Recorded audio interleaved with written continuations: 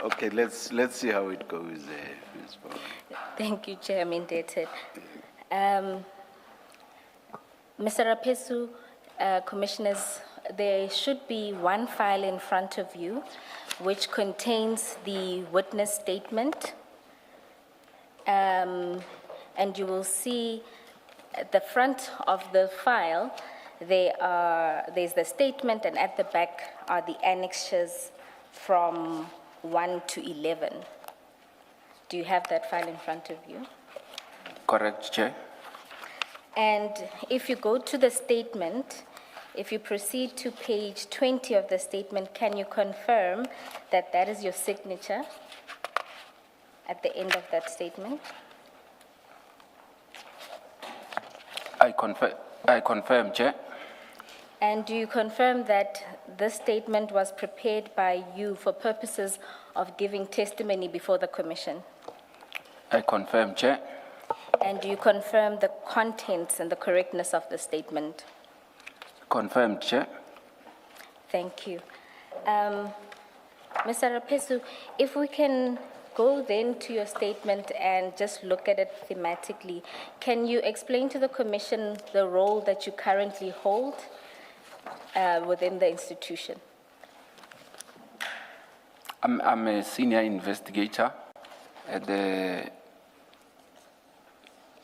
IDEC.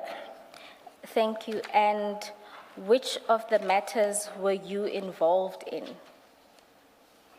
I was initially involved in the so-called Lushaba matter and the Mokwele matter, which was before called the Madondo matter. All right, thank you. And now, before we get into the contents of those 3 or 2 investigations, can you give a brief background of your previous employment history? I was employed at IPIT. I actually started as an intern at IPIT 2004. Later appointed as an analyst or a monitor at the Johannesburg office of IPIT. I think it was in 2005.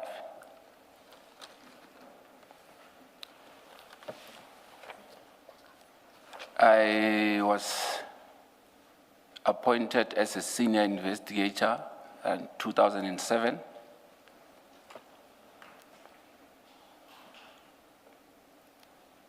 I worked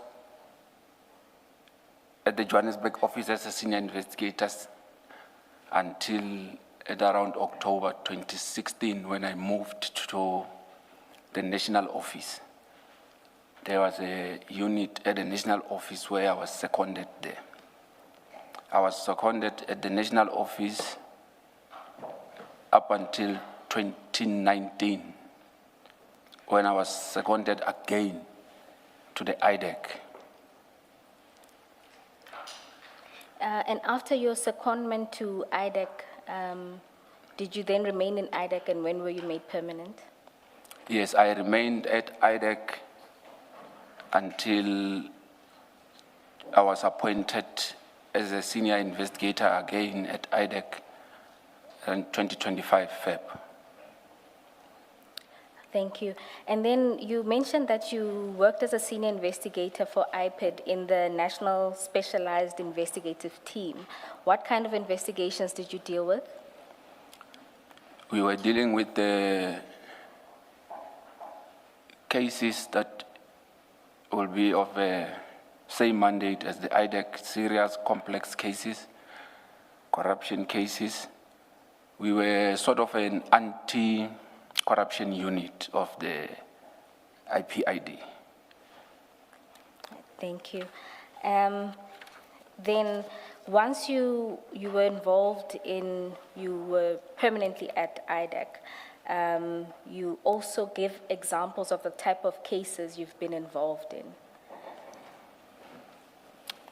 Yes, Chair. There are different groups at IDEC, so you'll get the groups that are working on SOEs cases, you'll get the security sector cases. So I was mainly involved in assisting in the Estina cases, the Dinel, your Transnet cases, the PIC matters that are emanating from the security sector, and the speaker matter. Thank you. So I was also involved in the operation diversion that was spoken about. So I was also part of that. Right, thank you, Officer. Commissioners, that would cover paragraphs 7 and 8 of the statement. And just so that we don't move past it, can you just give a summary of your qualifications prior to joining the investigative field? Yes. Just to give a background, I'm from Limpopo. I attended school, primary, high school, around the area there, in Teflop. So from there I moved to Tshwane University of Technology, where I did my diploma there. So And that was in 2024, so if you That can was look in at 2020. paragraph 5. 20, You obtained the National Diploma in Legal Assistance, 2024. Yes. 2004. Oh, 2004. 2004. My apologies. So during my employment, I also obtained other certificates, which will be the asset forfeitures, the anti-corruption trainings, detective learning course that was in Cape Town at PAL, I think it was 2015. I also attended some FATF training, Financial Action Task Force, and Interpol training. Right. You've never been a policeman. You are an investigator, not I- a police officer. That is correct, Commissioner. I've never been a police officer. Straight from school, straight at IPIT since then. Thank you. And then you just note that you are also a commissioner of oaths, is that so? That is correct, Chair. Thank you. Now let's deal with your employment within IDAC. You describe in your statement the investigative side of IDAC and who you report to. Can you give an overview of how the investigative side of IDAC is structured and who oversees? The investigation structure, Chair of IDEC, we have a chief investigator that is overseeing the senior investigators and the investigators. So the structure will be, you will have the chief investigator, which recently there are two, but previously it was Mr. Dylan Perumal. So the senior investigators will then report to the chief investigator. It then means it's a level underneath the chief investigators. Yes. So underneath the senior investigators, you now get the investigators.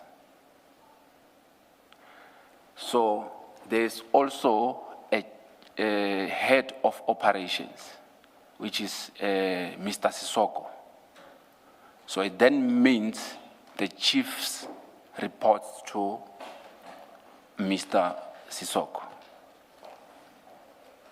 And who does Mr. Sissoko report to? Mr. Sissoko will then be reporting to the head of the office, which will be Advocate Johnson. Thank you. You also note that there's groupings of how the investigators are split. Can you explain that? Yes, the groupings in the investigative investigators, like I indicated, there's a new chief that has just joined us, which is Chief Lusanda Boy. So they will have 2 teams. So it then means the senior investigators will also be divided into 2 teams, and the investigators will be divided into 2 chiefs. So then it will mean the other group will report to Chief Boy, the other group will report to Chief Perumal. And who do you report to? Before Chief Boy came, we were all reporting to Chief Perumal, but recently I'm reporting to Chief Lusanda Boy. Thank you. You then explain how matters are allocated to the investigators. Can you give us a rundown of how that happens? Assignments.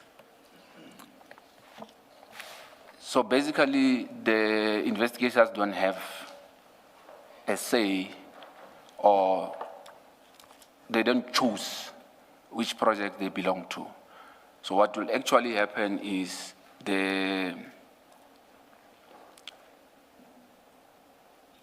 let me just call them management, the upper level where chiefs, DPPs, and the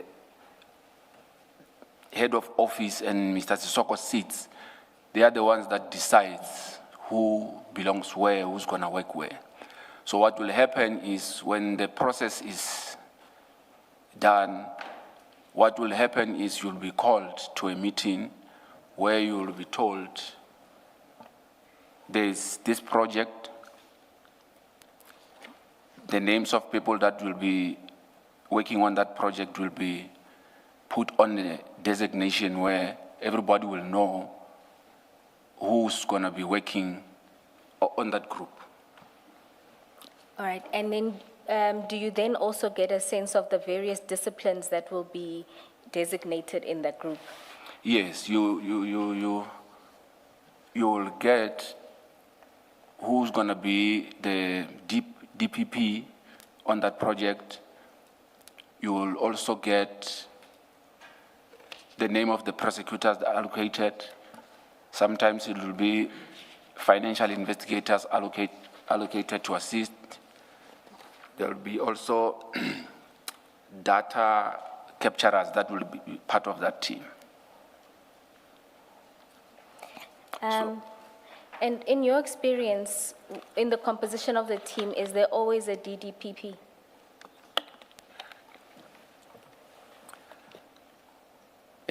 Chair, yes, in the composition of the team, there should be always a DPP. But there will be instances where maybe there's no DPP. Sometimes it happens.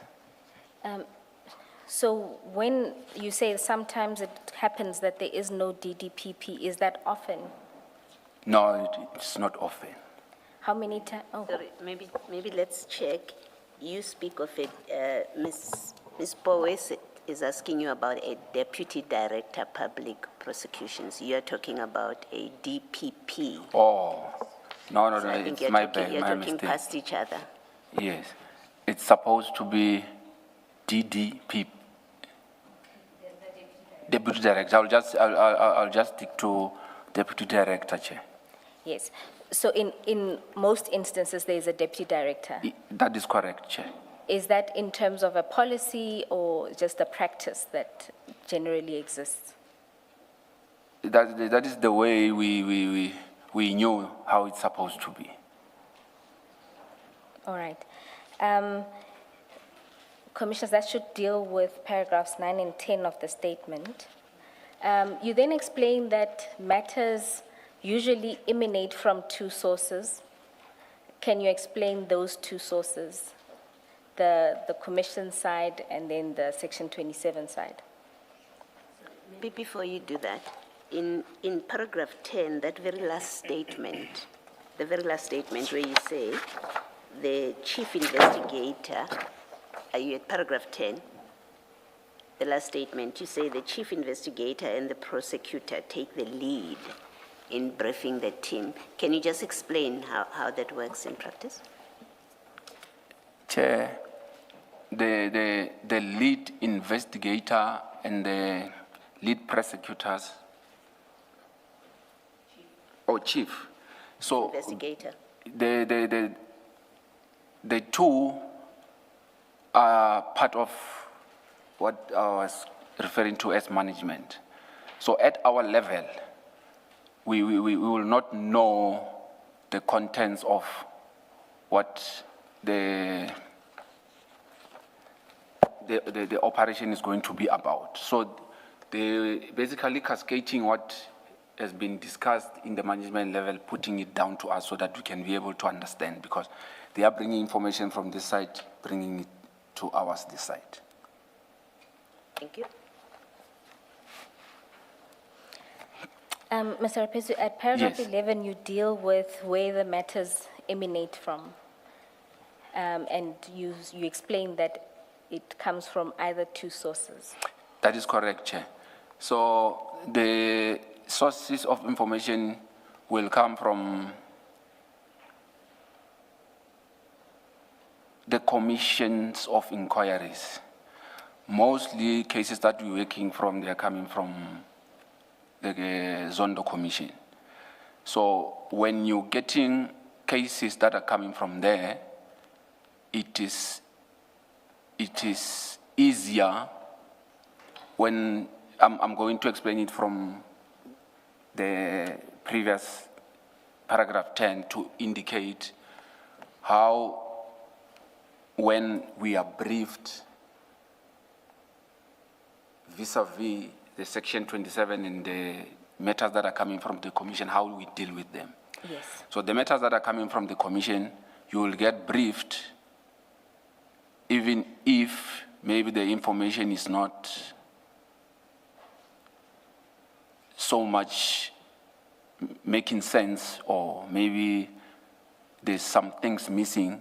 You also have a chance now to say, you can go back to the records of Zondo Commission, then you can try to suss out, or maybe to get more information from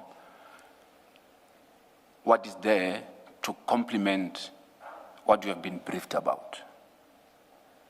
I don't know if maybe I've put it in a... And so you eventually go to the commission's records and get Yes. statements. just to get a more broader picture of what you'll be dealing with. Okay. So with regard to section 27, it's a bit challenging because you rely more on the briefing, but you don't have any other source there you can go to source out the information from. All right. So in relation to the section 27 referral, you will get a briefing, but that doesn't necessarily mean you'll get the referral itself. That is correct, Chair. And is there a policy that exists about whether or not you get access to the section 27? No, I don't know of any. Sometimes when you're working on a matter, you can't, let me not say you can't. There are some times where we will request for more information. It will depend on your chief or your prosecutor whether they want to give or not. So there's nothing that is saying you should be given or you should not be given. And when, Before these matters, the crime intelligence Yes. matters, had you worked on section 27 referral matters before, investigated? I did, Chair and Commissioners. Okay, so you do have experience of how it works. Yeah, it was only once Okay, before this one. This was the second one. okay. So if I can just explain with the first one. On the first one, the prosecutor that was, the lead prosecutor that we worked on with on the first one, she provided all the information that was necessary, that was relevant, and we didn't have any issues with that. But when it comes to this one, there was a bit of the information was not forthcoming. Let me put it that way. Thank you. So you made a request and the information was not forthcoming in this respect? I didn't have to make a request with this one. It was made clear that we will not be getting that section 27. And who made that clear? The advocate Ramsamy indicated that she was instructed that we should not be provided with that document. Ms. Bowen, maybe to make it clear, we are referring to Mr. Fidel Adams' section 27 referral, because when we say this one, it's not clear what this one is.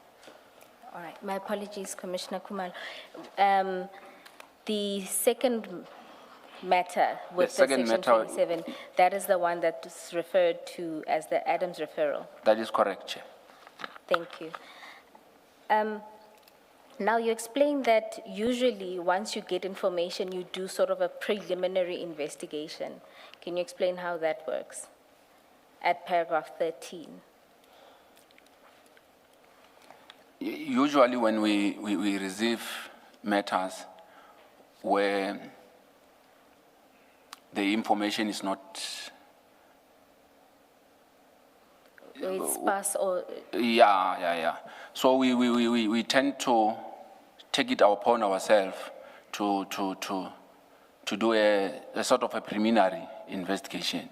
It can either be, even if the matter is coming from the commission, we will take it upon ourselves to go and search for more so that at least we have something that we work on. Even with this section 27, we often try to get whatever that we can. It can either be by going back to the person who referred the matter to try to find out if there's more that we can get from. and you say how you work is you usually then do a report. Is that right? That is correct. Sometimes, let me not say sometimes, in all my cases that I'm working on, I'll just do a short report indicating what I have done and what I've uncovered, and I'll advise the prosecutor on the developments of what was uncovered or during the investigation. And if your preliminary report points to a lack of evidence, is that also something you communicate to the prosecutor at that stage? That is correct, Chair. Okay. And then at paragraph 14, you explained that you've been involved in only one other matter where there was a section 27 referral. And there, what was your role? My role was, I was put as an investigator. It then would mean that there was a lead investigator on that case. So the structure was, there was a chief, there was a lead investigator, then I was an investigator on that matter. And generally, at what point do you get involved?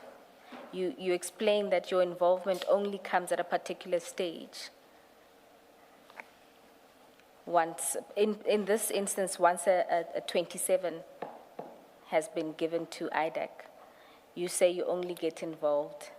No, when a 27 is referred, we only getting involved when the section 2813 or section 28.1 is authorized. It will then mean once this designation is made, your name is put there, then there will be a meeting that will be arranged where you're going to be informed that this is the team that is going to be working on this matter. And are you allowed to gather information prior to the authorization of an investigation, whether it be in terms of 2813 or 281?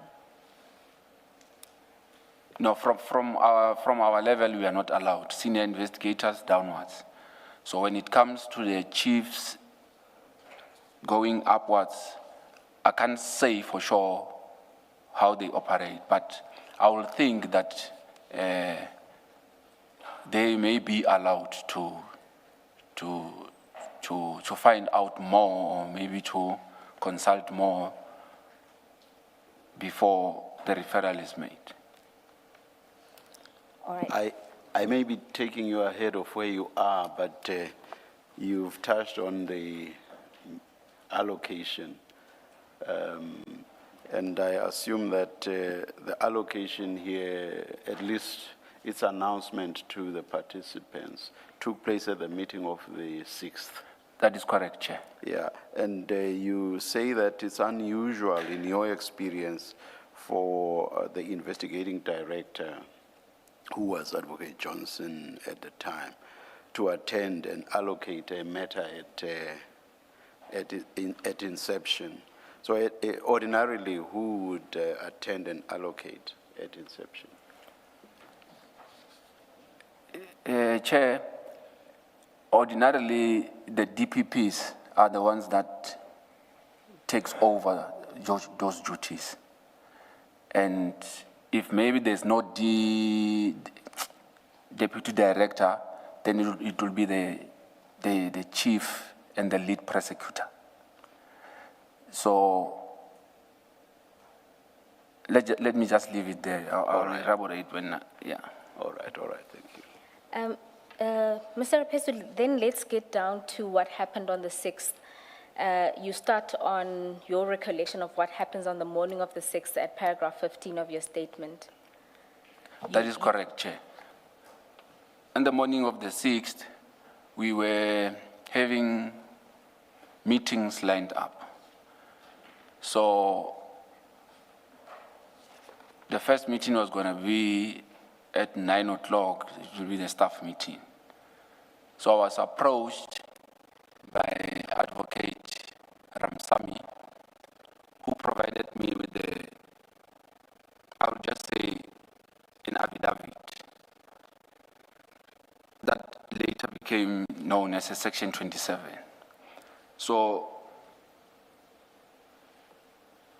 she just, I don't know how to explain, just pushed it to me.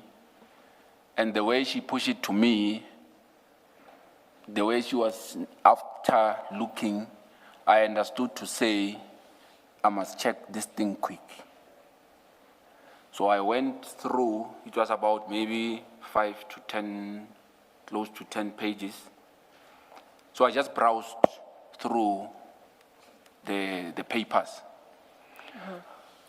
So on the papers, I could see that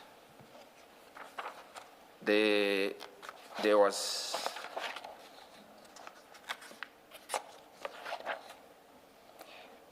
maybe to assist you, you describe what you saw in the papers at paragraph 21 of your 21. statement. Yeah. The papers you refer to are the pages of this affidavit. Yes, it was the pages, correct, Chair.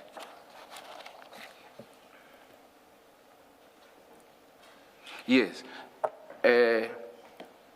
What I saw, I was just browsing through as quick as I can because I understood to say I must just make it quick and I was not supposed to be seeing this document. Okay. So the document was talking mainly about a complaint about the political killing task team. Did you not say paragraph 21? 21. 21. 22. Is it not? It's 22 actually. Yes. Yeah. So I just corrected you for purposes of the transcript. Yes, Chair. Thank you, Chair. So it substantially spoke about the PKTT. That is and correct, Chair. What in relation to the PKTT? So the lines that I've seen, it was talking about It was a complaint about the accommodation of the PKTT, where it was talking about how lavish was it, and there was an issue about the laundry and the costs of how the laundry for the members of PKTT was costing. I think it was something like about between 400 and 500,000, something like that.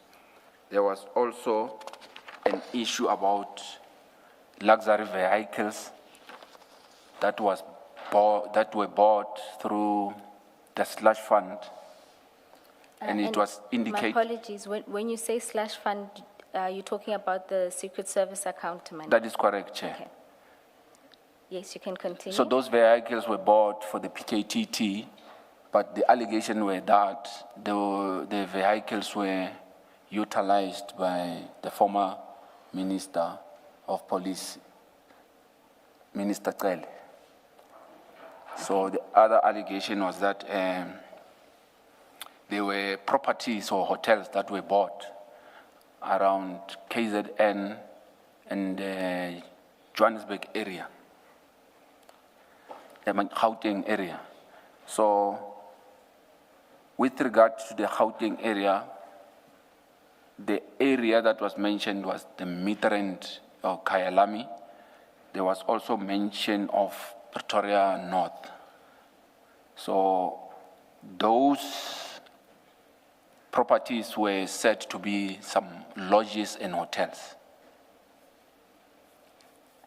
Commissioners, you note that at paragraph 22, there's no mention of Pretoria North, so just to note that as an additional place. Yes, no, I just remembered that there was also something that has to do with Pretoria North. Yes. And then you also indicated that you saw information related to political killings investigations. Yes, the information that was there regarding the Politas team investigation was, it was a sort of a complaint about the cover-up of some sort on cases that were mentioned. So I remember the name of Sergeant Dumisani Dlamini, and there was also a name that I recalled after, the late Cindy Somakaka's name was also there, but I didn't include it on my statement. The reason I remembered about the Dlamini is because I knew who Dlamini was, because at some stage when I was posted in KZN, he happened to be my witness. So the reason I remembered it quicker is because after I discussed this, I was explaining to Advocate Ramsamy how I knew Sergeant Dlamini. All right. Do you remember what was said about Sergeant Dumisani Dlamini and Mr. Cindy Somakaka? Chair, what I can remember is that it was sort of a complaint to say something like a cover-up or improper investigation, because I was just browsing through. I could just get the sense that that was what the complaint was about. The allegation, that allegation being against Sergeant Dlamini? No. The allegations were mainly about the PKTT. So Okay. the information was trying to say that the PKTT is maybe trying to distort something, or they're trying to not to investigate those cases properly, something like Amongst others, the Cindy Somakaka murder. that. That is correct, Chair. And Sergeant Dlamini, Sergeant Dumisani Dlamini, correct, Chair. Yes. Sorry, about Sergeant Dlamini, what was the allegation? That he was also I Was he can't, implicated as, in this complaint, or was he presented to be a victim of the PKTT? from my reading, it looked like he was portrayed as a victim of the PKTT team. And maybe just so that we finish the topics, some of the related topics to the section 27 that you saw, you noted that at paragraph 23, that the ID gave evidence relating to the investigations that were ongoing, and she mentioned that the PKTT wasn't part of the investigation. That is correct, Chair. I was looking when I was watching when the ID was presenting it ad hoc. So there was a point where she indicated that PKTT was not part of the Section 27 referral. So that is when now I started looking at it differently, because I was shocked because the Section 27 that I saw, that information was there. When you say, oh, Were you shocked because she had misled the ad hoc committee? What exactly shocked you about what you heard or what you saw? I was shocked that the information that she was putting there was not entirely correct. Don't be diplomatic. It was true or it was false? Entirely correct means yeah, but not everything. It was true or it was false? It was false. thank you. Now, you note that you also you also watched these proceedings, is that correct? That is correct. And there you saw the ID and a section 27 that was shown in these proceedings. That is correct, Chair. Can we then go to file 2 at page 512?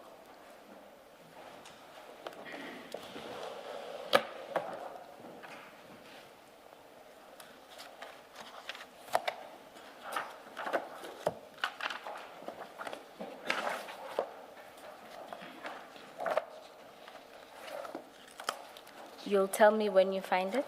512.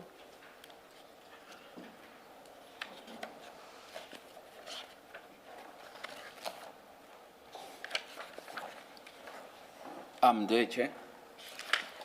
Is that the section 27 that you saw in these proceedings?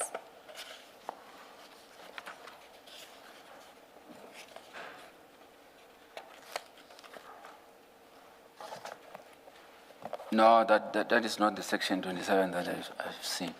No, That is, you mean that's not the one Ms. Ramsamy showed you? That is correct, Chair. All right. And you note that there were material features that you don't see in this one that you saw in the one that Ms. Ramsamy shared with you. That is correct, Chair.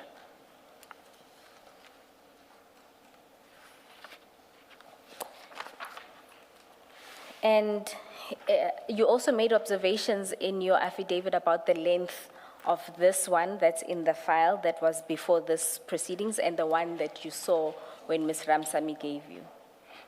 That is correct, Chair. The one that I described, the pages were,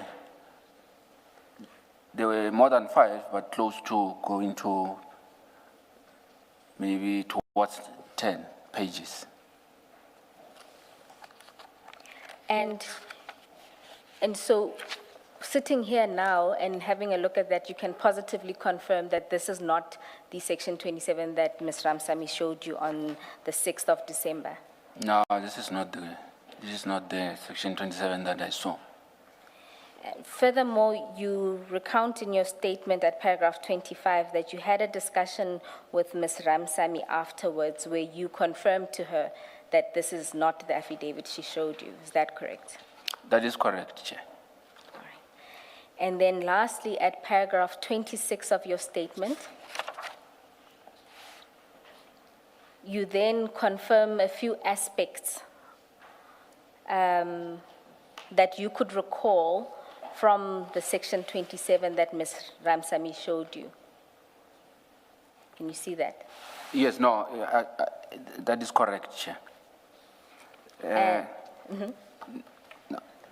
And there you can confirm that the affidavit that Ms. Ramsamy gave you contained various matters related to the PKTT, is that correct? That is correct, Chair. It made reference to Orlando CAS numbers and Valeria and not Cape Town CAS numbers. That is correct, Chair. And then just to demonstrate that, if you can just look at page,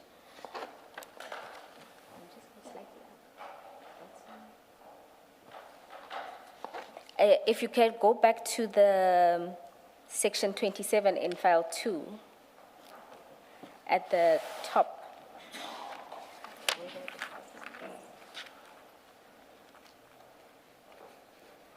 At paragraph 1.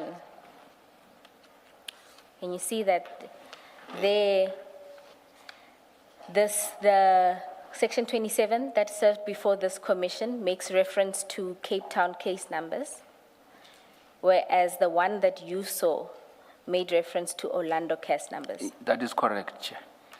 Thank you. And then you also confirmed that the section 27 that Ms. Ramsamy showed you contained allegations related to General Madondo and failing of a polygraph test. Is that correct? That is correct, Chair. But also, remember, as I indicated, I was just browsing quicker, but I remember that the names were there. And then, do you recall the matter of the forklift? I can't remember it in detail, but there was a mention of forklift. And then the last one, I think you've already confirmed, which is the purchase of hotels and lodges and properties using the Secret Service account and vehicles for use by the former Minister of Police. That is correct, Chair. Can we just to eliminate the possibility that you could be mistaken, how much time did you have to observe this affidavit that Advocate Ramsamy gave you, and what did you do with it after you observed its contents? Chair, it might be, the time might be maybe between 5 to 10 minutes. So you were sitting down, she passed it to you, you had a look at it, you browsed through the various pages to see what was in the affidavit. That is correct, Chair. And then what did you do with it afterward? So afterwards, then I pushed it back to her when she was about to leave, because she was supposed to have handed it over to be kept at the safe of Advocate Johnson. Was it just the two of you, or was Mr. Perumal and Padiachi in that room when No, they were there. It was just the two of us. Okay. I think I saw somewhere in the statement that you said you did not finish browsing the document, or am I mistaken? That is correct, Chair. If it was just the two of you, why the rush? Why did you not finish going through the affidavit? So I understood it to say that there was no time. I must just browse it quicker. So I concentrated on the information where I wanted to grasp quick. But you didn't know what was to come after the point at which you No, stopped. by the time yes, I was yes. pushing to go there, the time was already lapsing because she wanted the documents now to go and hand it over. What do you mean by that?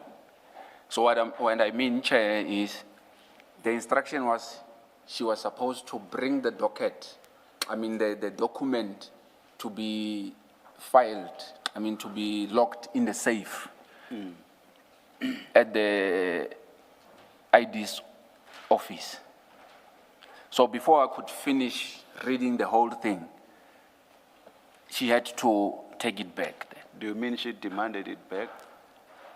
Yes, I can't say demand, but it's just by showing off, it then means then I must hand it over. She didn't say it in words, she just made a gesture to say I must bring. A gesture that you understood to mean give it back? That is correct. Okay. Mr. Rapisa, do you work often with Ms. Ramsamy? Yes, I worked with her on the first 27 project, which will be what I refer to as a speaker matter. This was the second operation where I was working with her. I guess I want to understand whether you have a secret language of and then she knows, you know. I will say it is not something that we will discuss and use, but it's common cause. If I'm bringing you something and I'm saying, then it means you will know that what you have to do. Okay. All right. Can I just see that I understand what you say? I understood you to say when she gave you the document, she was looking around. Yes, you see, that is correct, Chair. You understood to mean you were not supposed to be looking at that document at the time. That is correct, Chair, because if a person is handing you something, he is looking and saying, it then means you must just be quicker also. Okay. You must just understand what... Thank you. Okay. Oh, so you were also reading body language? I forget how she put it, but my sense was that she's comfortable in confiding in or within. I'm not sure of the in, yes. Not sure of the correct preposition.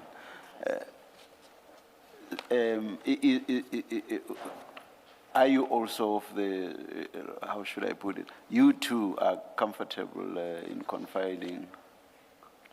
That will be correct, Chair, because in her. On the previous 27 that we worked on, we experienced some challenges, and when we were discussing, we realized that, just to put it straight, on the project that we worked on, we worked with Mr. Timani Binang. She was the lead prosecutor, Binang was the lead investigator. So I was the assistant there. So we had problems with Chief Perumal. So he sometimes wanted to come with tricks and other things. So we had to unite so that we can be able to deal with his dodgy ways. So that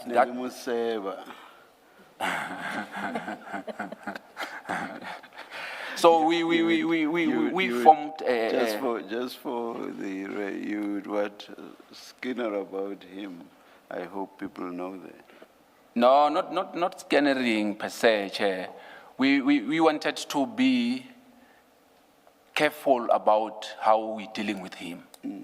So we will... But anyway, I think you've answered my Yes. question. I don't think we need a lot of detail. Thank you very much, Chair. I think your answer is positive and coincides with what she said. All right. Thank you very much, Chair. Thanks. Commissioners, that should deal with paragraphs 20 to 26 of the statement. You skipped paragraph 19 and 20. Oh, yes, we are going back going into back. the meeting. My apologies about that. Now, Mr. Rapesu, let's go back to the meeting. You've already confirmed that at the meeting, the first thing that you noted that was unusual was that the ID herself gave the briefing regarding the meeting. I mean, regarding the case. That is correct. And that usually this process is undertaken by the DD, alternatively the chief investigator. That is correct. All right. And then you say at paragraph 18 that there was a briefing given and that the matter emanated from a member of parliament, and that to confirm would have been Mr. Adams. That is correct, Chair. Yes? No, you can come. Okay. And you were also then informed that you would have to track these dockets. That is correct. In particular, that Mr. Perimol needed them before he goes to Eastern Cape. That is correct, Chair. What has happened is, during the briefing, Chief Perumal was explaining, briefing us and giving us information that this is what the case is all about, this is what we need to do. He mentioned that he's basically tasking me or giving me instructions to locate the dockets. So the dockets he was referring to, he indicated that they bear a case number of Valeria. So he also indicated that he received the information that the dockets might be locked in a safe in the station commissioner's office at Valeria. So I was tasked to go to Valeria to collect the dockets, which I did. So maybe before you get to the actual collection, let's finish your concerns and the briefing. yes, on the paragraph 19, yes. Yes. So during the briefing, when I checked when I looked at the designation, I saw that my name was put there as a lead investigator. There was a DPP, deputy director, who was allocated, which was Mr. Advocate Manilan, Santos Manilan. There was a financial investigator who was put on a designation, I think is Mr. Vainant Vessels.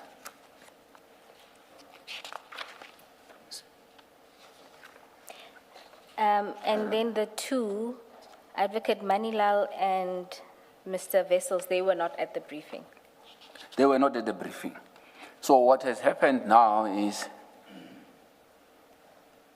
while we were busy talking, Chief Perumal indicates that he had already briefed Mr. Brian Padiachi. So I was then surprised to say, if we now been briefed about this now, and he's saying that he's already briefed Mr. Padiachi, how did that happen? Because my thinking was that we were all supposed to be receiving a briefing on that day. So, but I just kept it on the back of my mind to say, it should be, there should be something maybe that I don't know. And then just to go back to the speaker matter, in the initial briefing there, was every member of the team there briefed together at the same time? That is correct. So is that what caused your concern about when he could have been briefed? Correct, Chair. All right. And Where did you get it from that Advocate Johnson would be supervising the matter? Is it something that she said in your presence at this briefing, or did you hear it from somebody else? no, that is what it was said in the briefing, to say she will be leading the matter and she will be assisting us with whatever that we're looking for. But did she say that, or did you hear it from Chief Perumal? I can't remember who said it, but it was said in the meeting that she will be the one that is running with the project. This is in the meeting where she was present. She was present at the meeting of the briefing. In paragraph 19, you open by saying that there were certain matters that caused you concern. And what you say first is that the name of Mr. Brian Padiachi already appeared on the designation, although he was not at the meeting.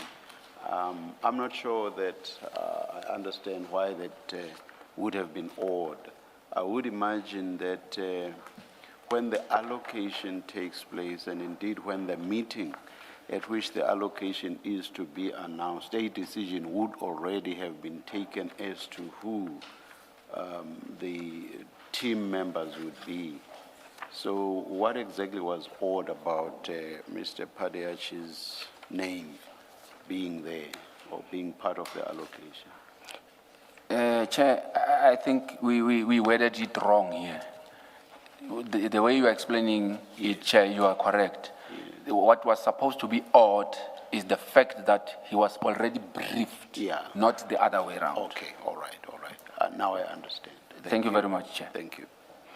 So the second issue that caused me concern was a colleague, Mr. Sunil Beluchem. He was fighting with Chief Perumal, just exchanging words. But what I could get from that is that Mr. Sunil Beluchem, it looked like he was promised that he was going to be a lead on this matter. So he was asking Chief Perumal, why am I not a lead in this matter? So that also painted a picture to me that now it then means Mr. Sunil Beluchem knew about this thing before. What exactly did he say which made you believe that he had been promised that he would be the lead investigator? What did he say exactly? What I've picked up is I asked because basically what has happened is there was commotion. So I asked, what is the problem with what is happening? So because we were sharing the office with some other guys that are working with us, they just informed me that the issue is about this matter that we were allocated to. And I asked, what about the matter? Then they just pointed out to me to say he's fighting with him because he was promised that he will be the leader, the lead on that case. It is not something that maybe I overheard or they were fighting in their own space, in their own corners. But those that were working with them, those are the ones that related the message to me to say they're fighting because he was promised this and he didn't get. I took it from there. And just to be clear, Mr. Belochant was not at the meeting and nor was he on that designated list. That is correct. And so he would have either heard it before or through somebody else. Yes, somewhere else. Thank you very much. And now we can then, Commissioners, that should dispose of the remaining paragraphs. Chair, just to indicate further, the reason why I'm putting this here is because something else happens during the course where it will now show why the fight was about. In somewhere else is going to be shown that he actually knew, because while we were busy with the investigation, the other witness will now mention that he was in some consultation before. So I'm putting it there so that when, That's Mr. Peluchan. that is Mr. Beluchan. Or a consultation in respect of these very matters. That is correct. Okay. And then just before we step off that, you indicate that Ms. Ramsamy had also informed you that Chief, as well as Mr. Padiachi, had met the complainant before. Yes, no, she just indicated, yes, that I can confirm, correct. And this would have been before the investigation was authorized. Yes, that will be before the 6th of December, yes, that's correct. And in your experience, it usually, maybe the first question is, Mr. Padiachi, what level of investigator is he? Yeah, just to put it short, he was not supposed to have met with the person who's referring the matter at that time, because all of us at our level, we don't get involved in those things. So he's a senior investigator, I'm a senior investigator, so we can't get involved into the matters that involve the chiefs and others. Is it you that's going to speak to that detail, or is it someone else?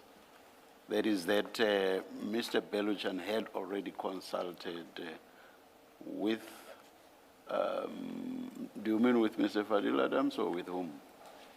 There's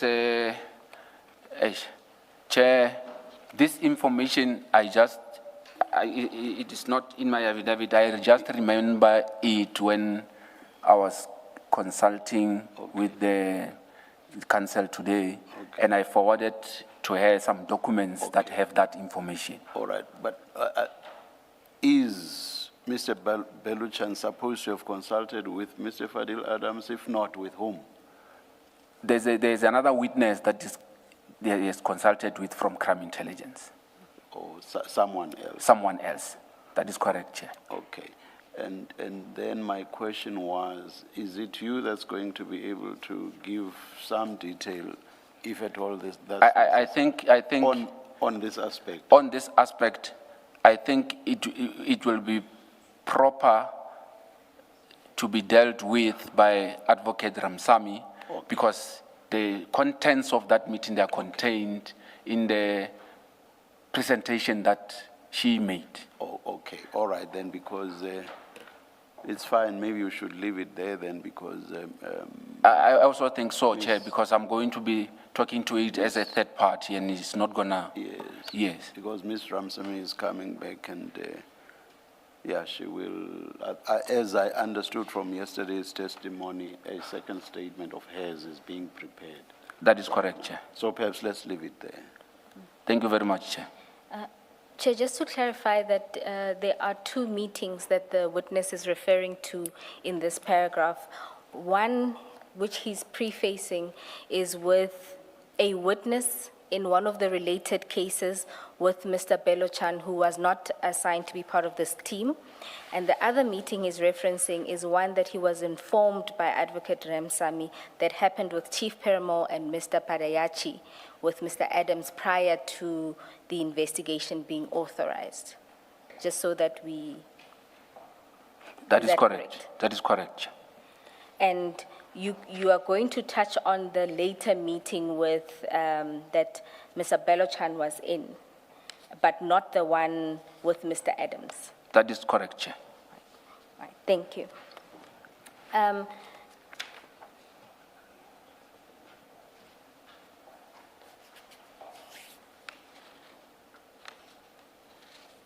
Then you then proceed to talk about the request then that was made, or rather the instruction that was given for you to collect the dockets. At paragraph 20, you talk about having informed Mr. Sisoko first. Can you deal with what happens in that regard? Thank you very much, Chair. On the way to Valeria, I decided to phone Mr. Sisoko to inform him, or maybe to ask him if he knew about this new project. So Mr. Sisoko indicated that he didn't know anything about any project. So I tried just to brief him a bit to get him out of on speed about what I've seen and what I've been briefed on. But he said, no, it's fine, I must just continue with whatever that I'm continuing with. Then I get to, No, before you move past that, why did you call him in the first place? I called him mainly because, like, as I've indicated, the chiefs and the management, he should be part of that. I thought that all the decisions about cases that are coming, he should know or maybe be part of that. So I was hoping that maybe he will share some light about actually what is happening there. So the purposes of you calling him was you wanted further information from him, not just notifying him of this instruction to go track the docket. That is correct. And also I wanted to highlight to him what I've picked up already. And I wanted to get his feel about maybe he will be able to explain it better or something. What do you mean when you say what you've picked up already? No, what I'm saying, what I've picked up is the behavior of Mr. Padiachi already been briefed, and this one fighting for being a lead. So I wanted him, maybe he can be able to clarify what is actually happening here. So you wanted to talk to him about the matters that you said were matters of concern to you. That's what you wanted to engage him on. Yes. All right. That is correct, Chair. And then you just note that it was concerning to you that in the call, it sounded as if he had no knowledge of this. That is correct, Chair. The way he was responding, he was now asking me more questions when I was supposed to be asking him to say what is happening. So I was actually shocked that he doesn't know anything about this. Why did you expect that he would know? He should know. He is the head of operation, and from what I understood, that he should know about what is in his space and other things. But it turned out that he was, I don't know if I would say he was not informed, or I don't know how to put it, but I expected him to know. Because he's head of investigations. That is correct, Chair. So in your experience, in all matters that you were involved in, he would always be in the know, so he would always know about them. That is correct, Chair. All right, okay. Thank you. Then let's move to page 9 of your statement, where you deal with collection of the dockets. We're at paragraph 27 of your statement. You start by noting that you have already set out the details related to collecting the dockets in 2 statements already. Just so that we are clear, what were these 2 affidavits for? The two sworn statements. The 2 affidavits were for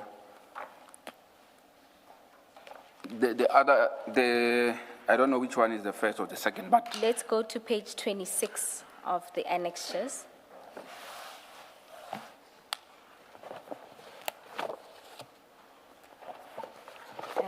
It's labeled MRR2. oh yes. Yes, what was the purpose of the statement? The purpose of this statement was for, I was requested to draft this statement for the bail, when they were doing the bail, when they were dealing with the issue of the arrest of the suspect on the Lushaba matter. There was an issue relating to the case numbers. So I had to depose to this affidavit just to illustrate which dockets I collected from the office of the inspectorate. Okay, and were you also confirming the chain of custody? That of is the correct. dockets? All right. And then the second, Before you, why is it not signed? Why is this affidavit not signed? Now, the affidavit is not signed because it was a draft from myself. The one that I submitted at court, I thought that it was disclosed with the docket. It was supposed to have been disclosed. So the signed one mirrors this one that we are seeing on page 26. That is correct, Chair. thank you. And then the second one, which is MRR3, is at page 28 of the annexures. And can you explain why that one was deposed to, or you prepared it? The second affidavit was, I deposed to it after I watched what was said about the movements of the docket at ad hoc. So immediately after, when I get to the office, I volunteered to just give the affidavit already so that I can be able to explain and dispel what was said at the ad hoc committee. When you say you volunteered it to who? I volunteered the affidavit to my supervisor at the time, who was Chief Boy. So I just gave the affidavit explaining what actually happened before they could actually ask for it. I just gave it. What about what was said in Parliament prompted you to prepare an affidavit? What was said was trying to purport that I did not follow the procedure and I went to people's offices with letters and I didn't want to provide them with the letters. It was something that has to do with along those lines. So I wanted to put it clear how the process unfolded, just to put it clear that this is what has transpired. And who was making those claims that the process or procedure wasn't followed? It was a conversation between Advocate Johnson and Honorable Mr. Sols, if I remember, but it was in relation to the affidavit that was filed by Colonel Phillips and Lieutenant General Jacobs. All right. Then perhaps let's deal with what actually happened when you were collecting the documents. Thank you very much, Chair. On the 6th, as I indicated, I was instructed after briefed by Chief Perumal to collect the dockets. He specifically told me that I must get these dockets because he wants to leave with them to East London. He was flying back to East London on that Friday. So I had to move quick to get this docket so that I can get them to him before I moved to Villeria. I asked for the station commissioner. He was not there. I asked for a detective commander. He was at this Christmas things. It was a year-end party. Year-end function. So I phoned him. I explained what I'm looking for. So he got the information quick. He said, no, I know about the dockets you are looking for. He indicated to me that he's not gonna be able to come where I was, but he provided me with the contact of the person who has collected the dockets. So he informs me that the DPCI, which is the Hawks, collected the dockets. Okay. And just to make sure, the speed at which you were moving to obtain the dockets was related to Chief Perumal's request because he was leaving? That is correct. That was the urgency. Yes. You then get in touch with Colonel Now I Phillips. get in touch with Colonel Phillips. He says, Norman, I'm not far from where you are. Come to my office. Already, I've informed Chief Perumal that the dockets were collected. They are not in Valeria by some Colonel Phillips from the Hawks. So I'm told that now they now contact someone in the Hawks to say, we need those dockets. I'm made to understand that they found a certain, I don't know whether it's Brigadier or General Matros. Okay. So when I get to Colonel Phillips, he now introduced himself as that is from Inspectorate. Then I had to phone back to say, no. Colonel Phillips is not from DPCI. He's actually from the Inspectorate. Then I'm sitting with Colonel Phillips. I explained to him, this is the situation. These dockets are being sought. Colonel Phillips indicates to me that no, you can't get the dockets today. You can only get the dockets possibly on Monday because the dockets were locked up in his general's office. So now it means I must phone now again Chief Perumal to explain to him that he can't get the dockets now. So I put him on the speaker. So he's now talking to me, I'm relaying the message to him. Then I'm saying to him, the colonel also wants to speak to you because the colonel was asking me who was my commander and I was trying to explain to him. Now they talking on my phone now. So they started greeting each other, asking each other. Then they realized that they know each other. So they continue talking. They now making arrangements for the collection of the dockets on Monday. So on the arrangements, they talking how they are going to move about, how the letters will be exchanged between the two of them, and how the letters should be directed. After they finished talking, the phone was handed back to me. Okay. So when we parted ways with Colonel Phillips is that I will meet him the Monday, the 9th, at his general's office. Okay.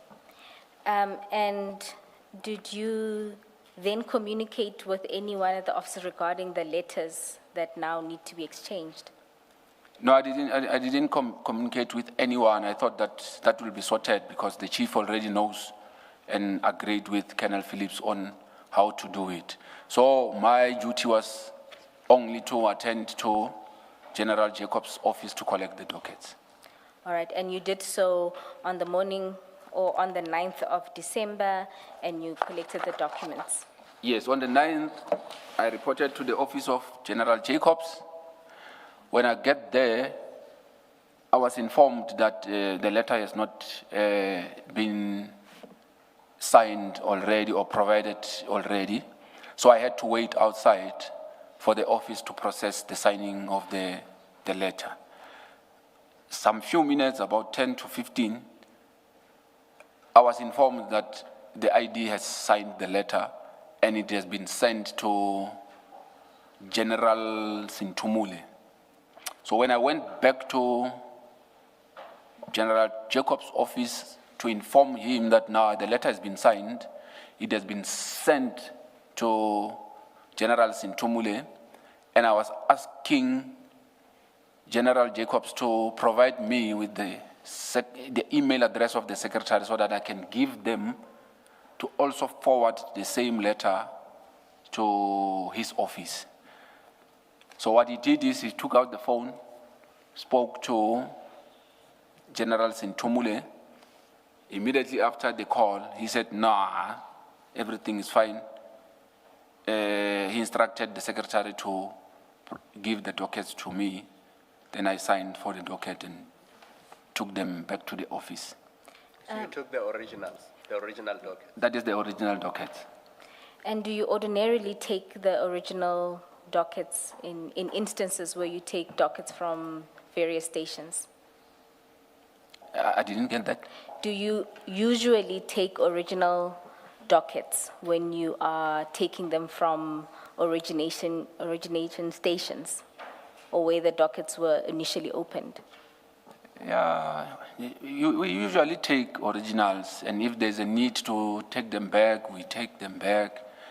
But in some instances, depending on the matters, sometimes we just go ask for the copies just to evaluate before we take the originals. But it's not a prescribed thing. We are just flexible about it. Okay, and in this instance, to record that you've now taken the docket from the inspectorate to IDAC, Yes. is there a record of how that is captured? Usually when you take a docket, you must sign for it on the system. So there's what we call a cash system where you need to be signed there for you to be able to acknowledge the docket on that system. Now, I am registered on the cash system, but my credentials are still registered on the previous employment of IDAC. So I couldn't have signed for that docket using IPIT, because it was going to look like IPIT signed for the docket, whereas the docket was signed for at IDAC. So I opted to sign for it manually. Okay, and Ms. Boer, maybe let's just clarify this. It may or may not become an issue later on. Paragraph 30, you say you collected 7 case dockets, and then you mentioned 3 being Valeria. Are those the same Orlando dockets, the ones that you identify as Valeria 403, 404, 405? That is correct, Chair. Okay. What actually has happened is the 3 dockets that were transferred from Cape Town, they remained as they are with the case numbers. The ones that were transferred from Orlando, what was supposed to happen is when they reached Valeria, they were supposed to generate new case numbers of Valeria, but it never happened. So they kept them with the same original numbers from Orlando. They only changed the station only, the station name only. But your paragraph 30, those 7 dockets include the Orlando dockets? That is correct, Chair. just one small issue on the collection of the 7 dockets. I know you had nothing to do with the letters Yes. that were exchanged, but I just want to refer you to page 111 of file 10.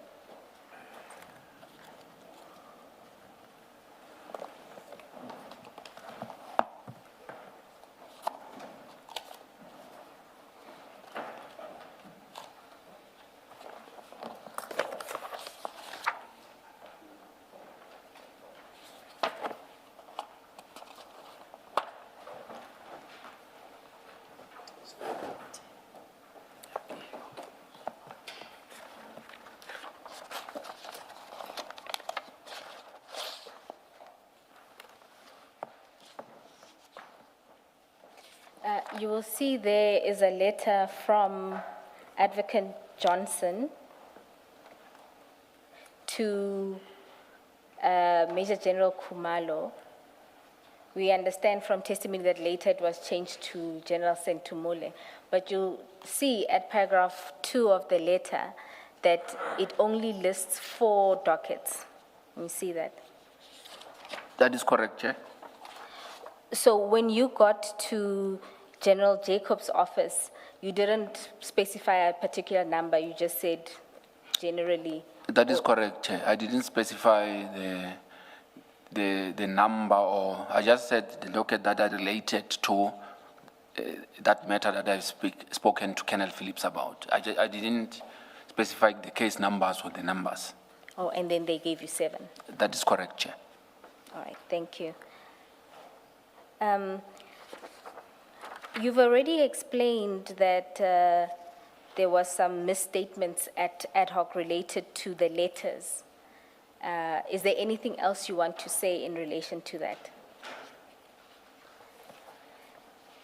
At paragraph 31 of your statement, you explained that at ad hoc, there was an issue regarding the collection of the dockets. Yes, you now see I think I've already touched on that, just to give a picture of what actually has transpired. All right, thank you. Ms. Boy, in the statement, paragraph 30, should it not be 2, 3, and 4 instead of 3, 4, 5? Those Orlando. I'm just looking at the letter on 111 and the statement. The Orlando dockets should be 2, 3, and 4, but here it looks like it's 3, 4, 5 in the statement. Do you see that? Yes, I see that. We'll, Commissioner Kumalo, we'll just double check the referencing.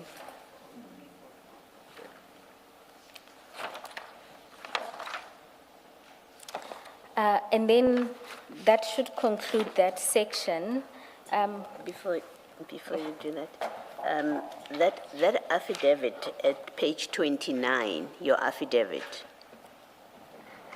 the one that you say you prepared after you heard what was said in the ad hoc committee.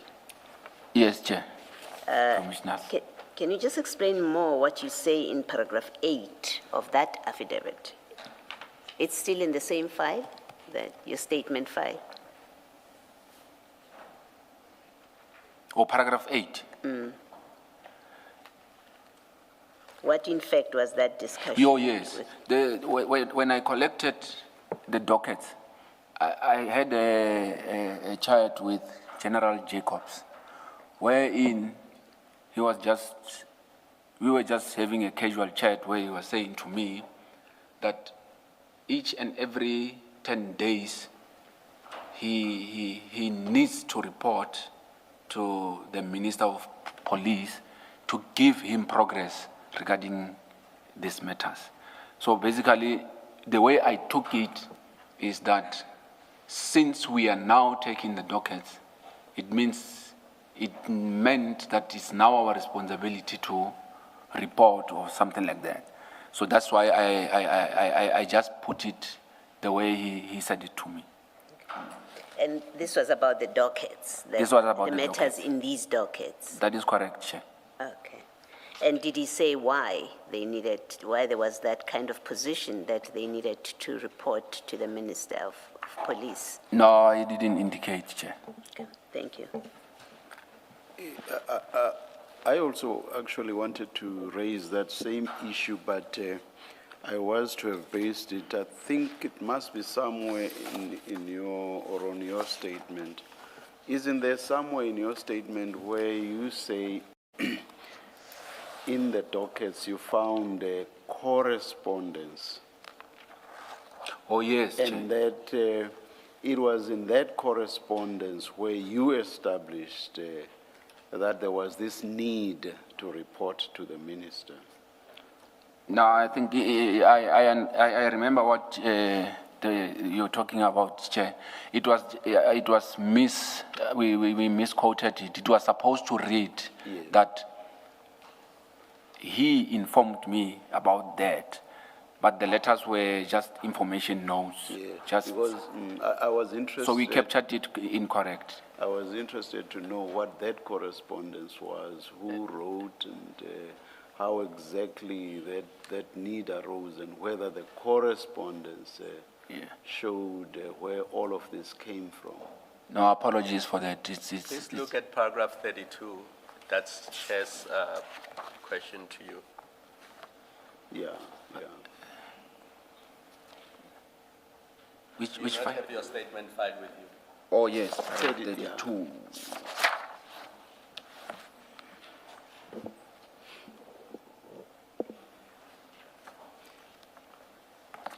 I'm on it, Chair and Commissioners. So it sounds like you want to make corrections and just read the whole of paragraph 32 and see to what extent, if at all, it is inaccurate.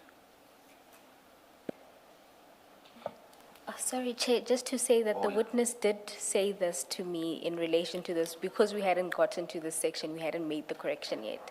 But he did indicate that it wasn't correspondence, it's rather that in communication with General Jacobs, told him that there is this reporting every 10 days. Oh, yeah. I raised it at this stage, even though we are not at paragraph 32, because it relates to the point raised by Commissioner Baloyi in relation to a separate affidavit. But I had also thought I wanted to follow up on this. So what do you say the correct position is now? The correct position will be that I was informed by the general that is what should happen. Okay. I mean, I know you're not management, what you refer to as management at IDEC. Yes, Commissioners. But I'll ask the question anyway. In your experience and knowledge, do matters get reported, updates as investigations are happening? Have you come across where, as a matter of course, reports are given to a minister as the investigations are progressing? Have you had that kind of experience?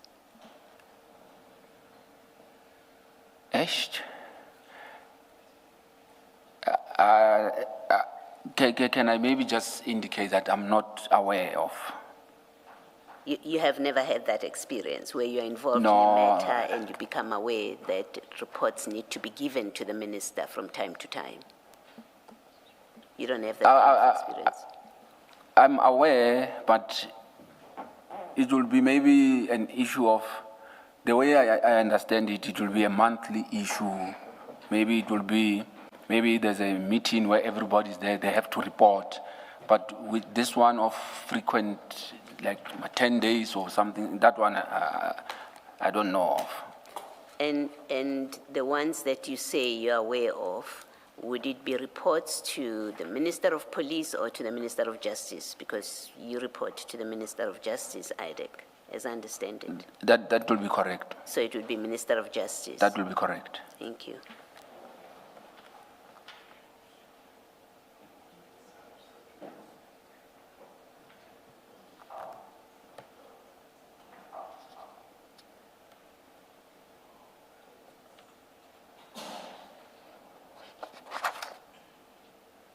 Okay, thank you, Ms. Boy. All right. Just for completeness, maybe we will just finish the 2 paragraphs of this section and then we'll ask for the T adjournment. Mr. Rapesu, at page 11, at paragraph 32 and 33, you deal with your assessment of the docket. Do you just want to summarize fairly quickly what your findings were when you read the dockets? Yeah, from the dockets, there was very little information that you can get from what was contained in the docket. So it was very difficult and confusing to make up what actually is the crime there, or what is actually happening. So we needed to discuss what was actually contained there, because they seemed to, for the lack of a better word, there was no substance in those A1s. And in addition to the A1s, was there anything else in the dockets that would assist in your investigation? Well, There were information notes, there were some entries that were made on the diary, but it was not assisting also. It was just the information that you'll just see. And in relation to the information note that you saw there, what did you pick up from that information note? And just to assist, it's at page...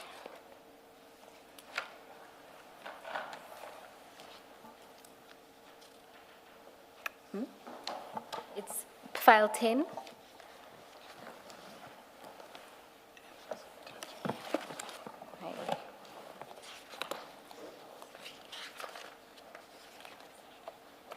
At page 141, there's an example of that information note.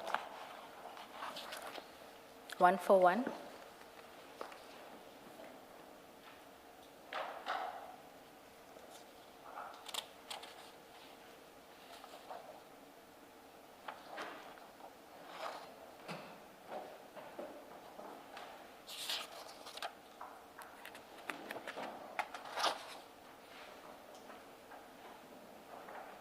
Have you found it?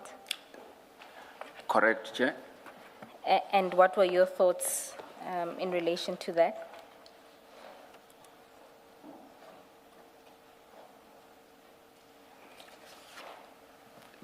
Basically, it was just a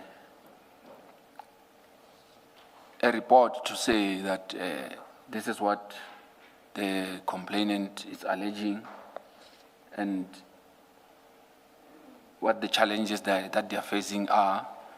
And I think somewhere in the diary they're indicating that they're trying to contact him, he's not coming forth and other things. They were just relaying the message about what is actually happening about the cases. Okay. And it pretty much reaches the same conclusion you did. That is correct. All right. Thank you. Commissioners, that should deal with the assessment that was done on the docket at the time. Might this be an opportune time to take the T adjournment? Let's adjourn and resume at 20 to 12. Sorry, please attend to the correction of paragraph, is it 32? Thank you.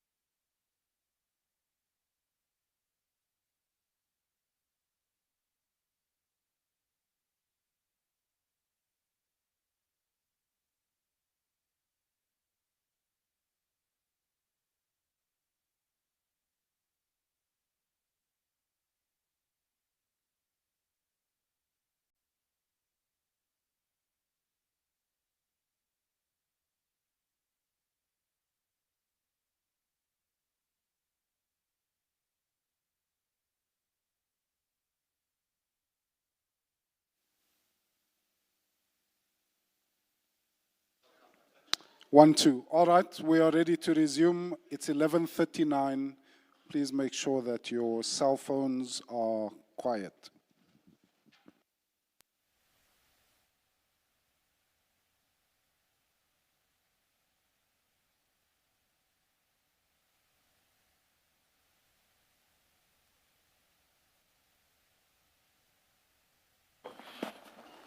Yes, Ms. Bowie. Chair, before the break, we were tasked with looking at paragraph 32 of the statement and effecting a correction. I've discussed it with Mr. Rapesu. The second sentence, the third sentence that starts with the correspondence reflected that the office concerned. That sentence, my apologies, we're at page 11 of the statement.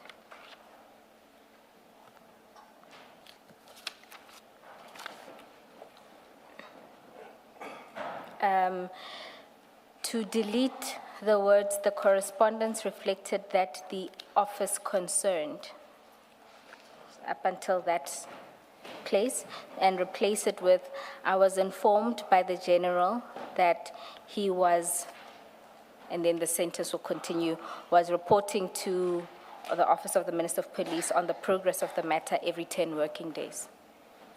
I think I did a double was, just one. Mr. Rapesu, can you confirm? Sorry, Ms. Boy. Oh, my apologies. Maybe still on that correction, to avoid any uncertainty, we should say, I was informed by General Jacobs, Yes, we'll because he's add referred that. to much earlier in the paragraphs, and there's no obvious connection. And so the sentence will read, I was informed by General Jacobs that he was reporting to the Office of the Minister of Police on the progress of the matter every 10 working days. Can you confirm this? I confirm, Chair. Thank you. Thank you for that, Ms. Bowie. Then we can move to investigations and consultations. At paragraph 34, you just note there that you conducted investigations and your general approach. Do you want to summarize that, your approach to investigations?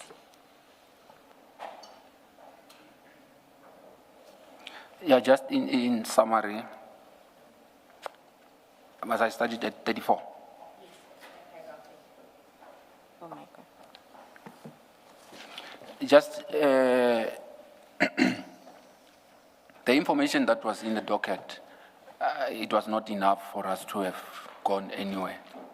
So we basically made an appointment to meet with the complainant, which was supposed to be on the 19th, but that meeting never materialized. So we decided to meet as a team on the 19th. So I collected Mr.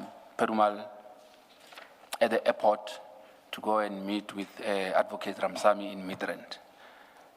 So when we arrived there, Advocate had already prepared documents for us emanating from the dockets that I've already collected at General Jacobs' office. And when you say that he prepared documents, you mean the copies of the copies of dockets? those dockets. All right. So Chief Perumal brought a stack of documents. It could be maybe between 10 to 20 pages. When you say 10 to 20 pages, I'm also looking at your hand gestures. Is that, or Hey. oh, Yeah, let me just say around 20, just to be safe. yes. Thank you. And where did he say these documents came from? No, he said he received them from Mr. Fadil Adams. Did he indicate when he received those documents? No, that I cannot say. He never indicated. Okay. And what were the contents of these documents? The documents were basically talking about the vettings. It was more or less about the people at Crime Intelligence. The names will be Madondo. It was information relating to the procurement of the forklift.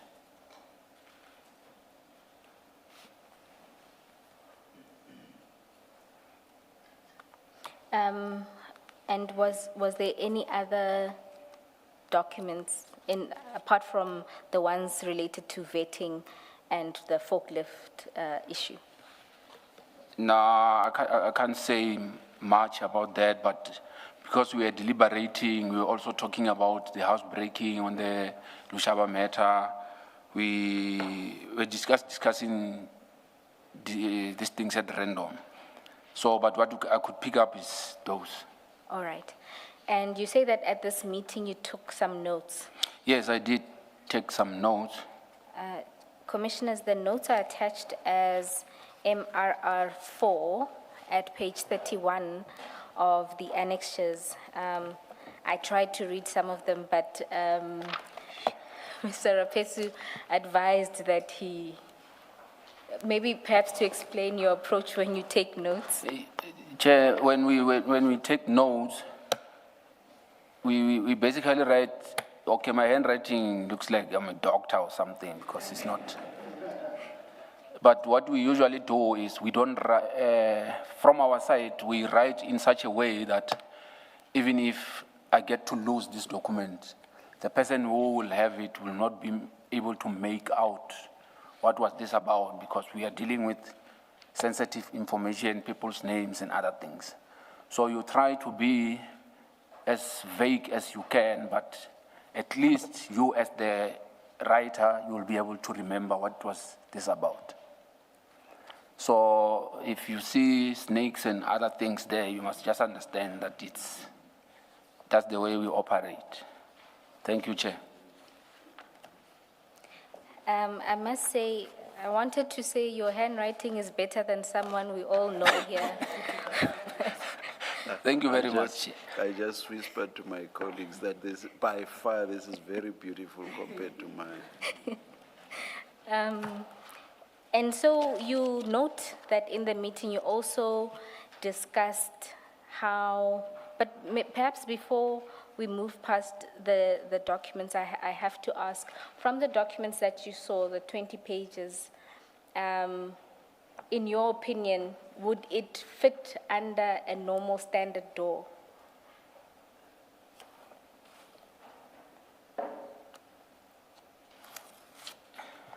Ish.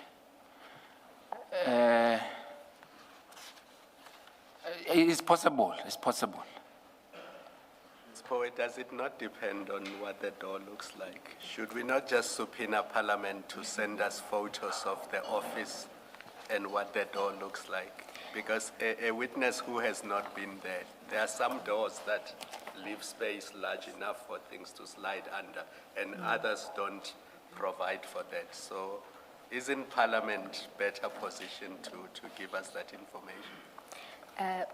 Commissioner Kumalo, I take your point, and perhaps we should do a subpoena in that light. If he hasn't been there, it's unfair to ask him that question because it forces him to give an answer he's uncertain about. Point accepted. I was following on a conversation we also had with Advocate Ramsamy about having seen the documents, whether or not they could, but I take your point. Mr. Rapesu, I won't take that point any further. But you then say that the discussion, you decided to, on approaches for the cases, including to group the cases in a particular way. Can you explain some of that? Yes, we decided that we are going to group the cases into four groups. That will be, the first one is going to be the Lushaba matter, because that was from the look of things, that was the clear or simple one, because it had the old docket which was opened already in 2022. So the groups were the Lushaba matter, the Madondo matter, the forklift matter, then the last one was the PKTT matter. And even in this grouping, there doesn't seem to be reference to the Mokwele matter. That is correct, Chair. Okay. Then, if we can then move to your next consultation. Before that, the notes that we're looking at page 31 up to 34,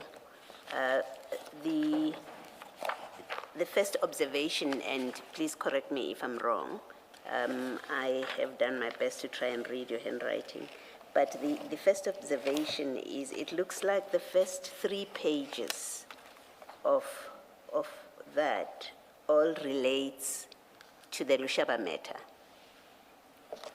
And then you have the last... Can I be assisted, It's Commissioner? that same file that has your statement in it. Oh, Go to page 31. We are looking at your handwritten notes. At page 31. They refer to housebreaking. That's the theme, the main theme at page 1, page 2, I think page 3 as well. that will be correct, Commissioner. And this information that you have here, where does it come from? Is it what you were told in that meeting, or it's material that you got from the docket? This information is coming from the engagements in the meeting, that is coming from the file that was provided by the advocate with the copies of the docket and the documents that Chief Perumal brought. Okay. And am I correct that, and then page 4 of that, it seems that's for the first time then that you are making notes about the forklift. It's one line, there's another line on vetting, and there's another short line on BMW lady. And then as you carry on, there's more detail of it. Again, that detail. So you see where I'm looking at page 34? This is where it looks like you then group the matters at page 34. Page 34. You have forklift, you have 28 vetting files, and then you have BMW lady. You see where I'm reading? Oh, yes. You see where I'm reading? I see, Chair. And then when you carry on to the next page,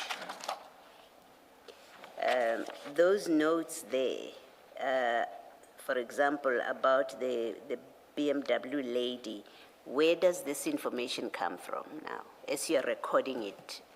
Let's say at page 36, you have Brigadier from BMW, she is, something is said, Kumalo/Lushaba, and then Grabbers, and something, Brigadier female, ORS. This information comes from whom amongst you, and where was it sourced from at this point? Remember, we still at that meeting in Midrand. Yes, the issue about the BMW lady, it was coming from Chief Perumal. Okay. So it was just mentioned as it is. They didn't mention, the name was not mentioned. It was just the way I captured it. Okay. And then at page 37, you've got the last 2 sentences there. The last 2 sentences, I'm more interested in the penultimate one, the first one that has a star to it. Yes. Can you just speak to that? It makes reference to Paul O'Sullivan. That is correct. What is that about? So during the engagement in the meeting, Chief Perumal asked about a clip that was circulating. So the discussions was they tasking me to go to Mr. O'Sullivan to find out if he had opened a case against around this issue about the BMW lady, and also to find out if he has conducted or done anything on that matter. So the discussion was to give me the tasking to say I must go and find out from him what did he do on this matter. Did you speak to Mr. O'Sullivan? I did Following speak. that tasking? I did speak to Mr. O'Sullivan. And what did he give you, or what did he say? And when I say you, I mean IDEC. Yes, no, what he provided to me, he gave me a letter. I'm not sure whether it was the letter to the minister or from the minister, but it has something to do with that. So he also provided me with the report. On that report, there's something that we call CPB, where you check people's details or something like that. So those details, he provided them via email. He And said whose details were there in that document, do you remember? it That was report? Brigadier Mukwele. Brigadier Mukwele's details. Okay. So when he forwarded the emails to me, I also noticed on the email that that information was sent to Andrea Johnson on the 5th of December 2025 already. And sent My to... apologies, sorry, Commissioner Baloyi, If just it's to a topic correct. that you were going to cover, I'm happy to leave it. I just thought you were moving away from these notes. Two parts. I wanted to correct the date from the witness, which is, it's dated December. We'll ask the attorneys to hand up the 2 January, sorry, it's 5 January is the date of the 2 emails that were sent. I'll ask the attorneys to distribute them to everyone. The consultation with Mr. O'Sullivan is dealt with in upcoming section. Okay, I'm leaving it. You should have stopped me earlier. My apologies. As long as I keep track of jumping around, I'm comfortable with moving forward. Okay, all right. Mr. Rapisi, we're going to stop here, and then Ms. Bowe will take you through her paces. Thanks, Commissioner. Okay.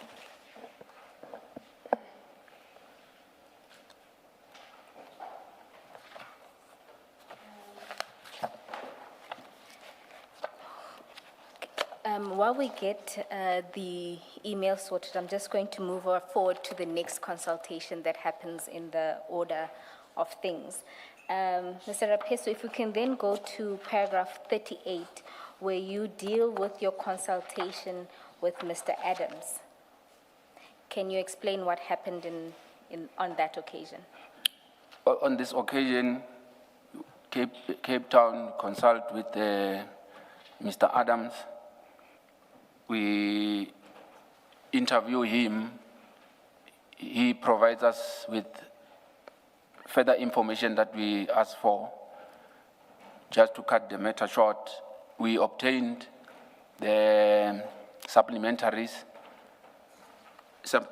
affidavits, 4 supplementary affidavits.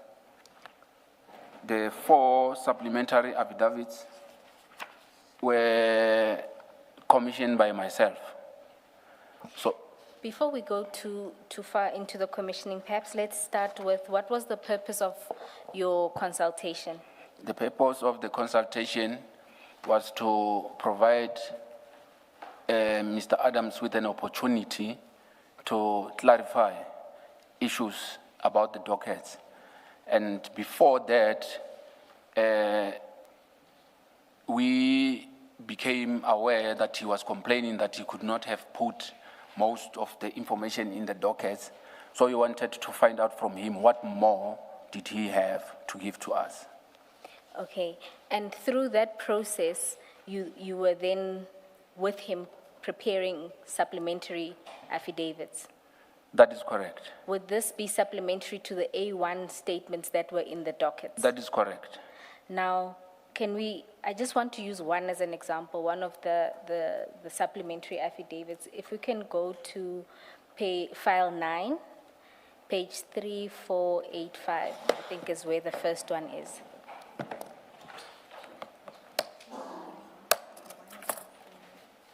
3, 4. 3485.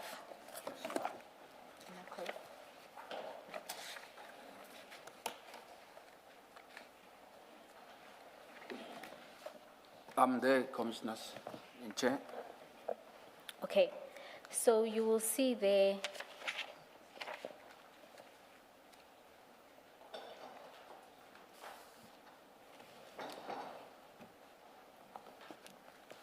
thank you. My apologies, I look at the screen. You will see there that, can you confirm that that is one of the supplementary affidavits you took with Mr. Adams? I confer, Chair and Commissioners. And you'll see, when you look through the affidavit, it's probably like 2 pages long. That is correct. And you'll note that even in terms of detail, it's almost as thin as the A1. That is correct. Can you explain why this is, in particular because the team went to Cape Town to obtain further particulars, and I would assume to get more information so that you bolster up the A1 that's in the dockets? That is correct, Chair. But the purpose of the exercise was not for us, for us to tell him what to tell us. We wanted to get from him what he's going to give us. So basically, he gave us the same thing that was in the A1 again. And in consultation, did you bring that to his attention, that you are not telling us anything new? Or Yeah, if it was in a normal way, I was going to tell him that you're not giving us fuck all. But the problem now is he's an honorable member. So I couldn't have, but just to tell the truth, we went there for nothing. and then by way of documents, because that's also one of the other purposes, was to obtain documents from him. Yes, the main purpose was to obtain documents from him. Not literally the main purpose to obtain the documents from him, but we were hoping that he will give us something to substantiate the allegations. So when we were busy typing his affidavit, we were hoping that when he was saying that he was explaining and that he was explaining the documents, we put it in his affidavit and marked, put it on the statement that he will be attaching documents. But however, before we could finish, he indicated that he didn't have documents to give us to attach. Just for the record, an example of when you would indicate that a document would be attached, if we can look at the affidavit in relation to the forklift matter, which is at 3487. Yes, Commissioners. You will see at paragraph 3, there is an indication there that documentation in this regard is attached here too as annexure FA1. Is that what you meant by, you indicated That is correct. That is correct. But you were not furnished with those annexures? We were not finished with those annexures. And just to make a point also, when the interview started, when Advocate Ramsamy asked him about the documents, Mr. Fadil already told us that he gave the documents to Chief Perumal, just before the interview started. Okay. Would those have been the documents that Mr. Perumal then shared with you in the meeting of the 19th of December? That is possible, yes. So that's what I thought also, that these are the documents that he was referring to. So in essence, there wouldn't have been other documents to disclose? Correct. Apart from those that you had already then seen? It's correct. I just want to bring your attention to something where, if you go to paragraph 39 of your statement. May I just raise something about the last sentence of paragraph 38, starting during the meeting, your statement. There you say that during that meeting, Mr. Adams showed messages said to concern the PKTT, in brackets attributed to Lieutenant General Mkhwanazi and forwarded to Mr. Adams via Minister Mkhunu or Mr. Cedric Nkabinde, close brackets. What was the nature of these messages? Were they SMSs, WhatsApp chats, or what? And what did the messages say? Chair, the messages were on WhatsApp. So while he was showing me the phone, he was explaining that these messages are saying this.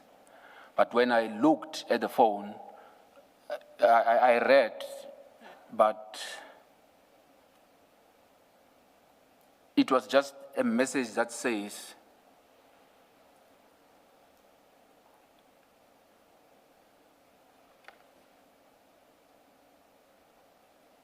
I don't know how to, like, it was just, he just flashed it to me too. So I couldn't see the top part where the message is coming from. That's why I'm saying in my affidavit, it's coming from Minister Mkhunu, or because I couldn't see where the message is coming from. So on the last part of the phone, also I couldn't see, basically I couldn't see the names. I was relying on what he was telling me that this message is saying. But indeed, it was written there that if you disband the PKTT, something towards that I can't remember by head. So you could not tell who had sent the message? That is you correct. showed, nor could you tell who that message had been sent to? That is correct, Chair. But you said, if I understood you correctly, you said just now, you said you read. Yeah, I was just trying to read to make sense. Yes. But Can you tell in clearer terms what you read?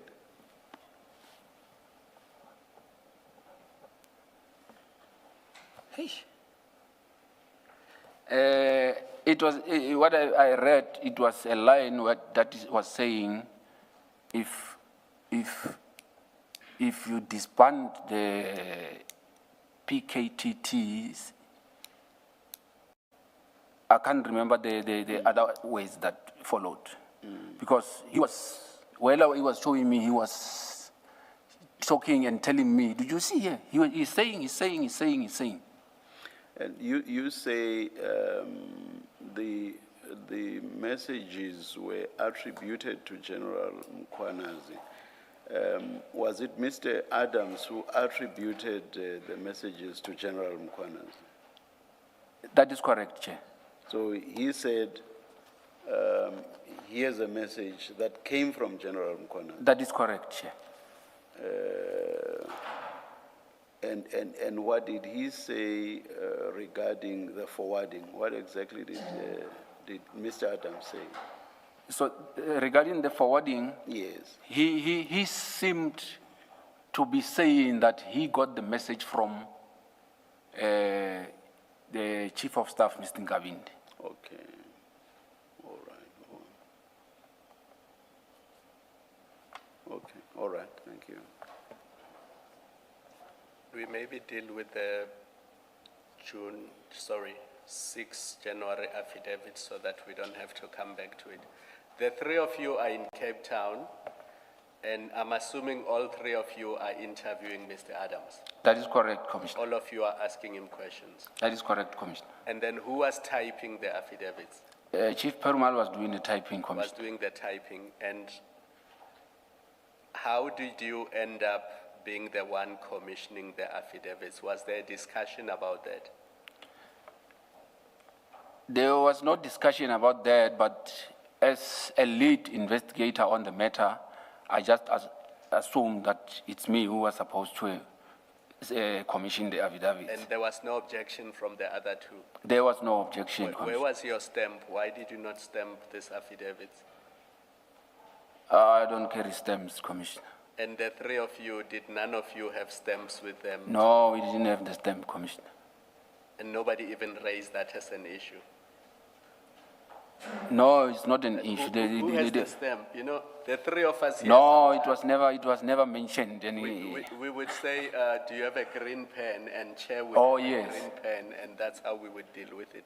No, Chair. There was no Curious stamp. to understand, how did that process unfold of you ending up commissioning the affidavit? You see, he has a green pen with him. So when we need a green pen, we will confer and say who has a green pen because we want to mark something.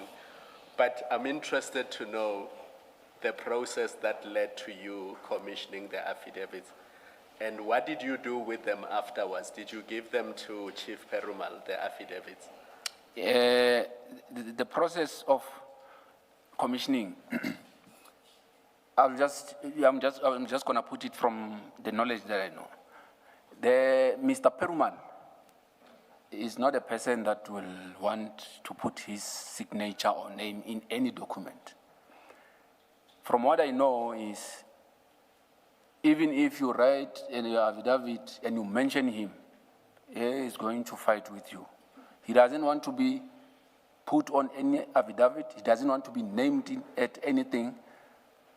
But operationally, he leads everything. So I just assumed that because I'm the lead on this, I have to commission.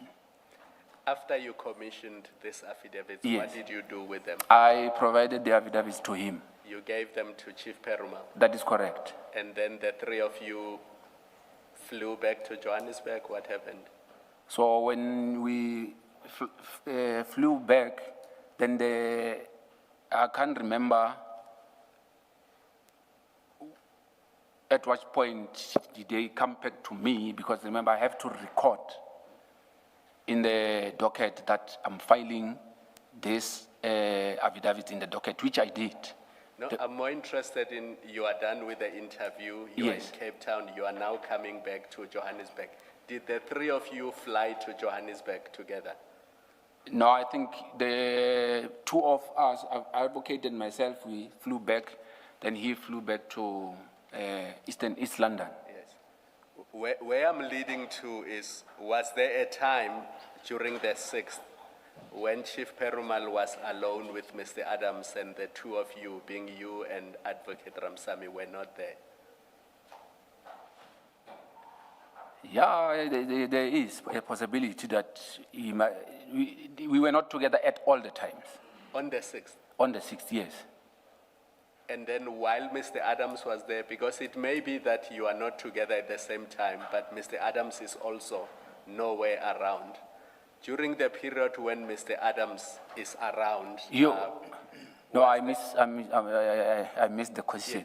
yes, was there an occasion or a moment when the two of you were somewhere else and Mr. Perumal was alone with Mr. Adams? No, that never occurred.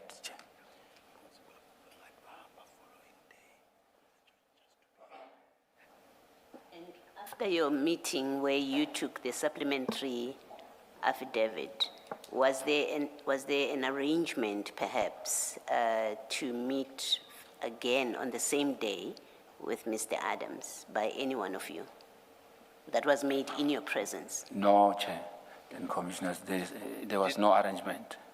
Did you sleep in Cape Town that day and come back the following day, or did you come back on the same day, No, we came the following day. the 7th of January? That is correct, Chair. Thank you. Mr. Repos, you indicated in your exchange with the commissioners that you needed to then record the interview and the affidavits and put that into the docket. That is correct. I know you've given us a portion of an investigation diary where you do that as an example. If you can go to page 40 of your annexures.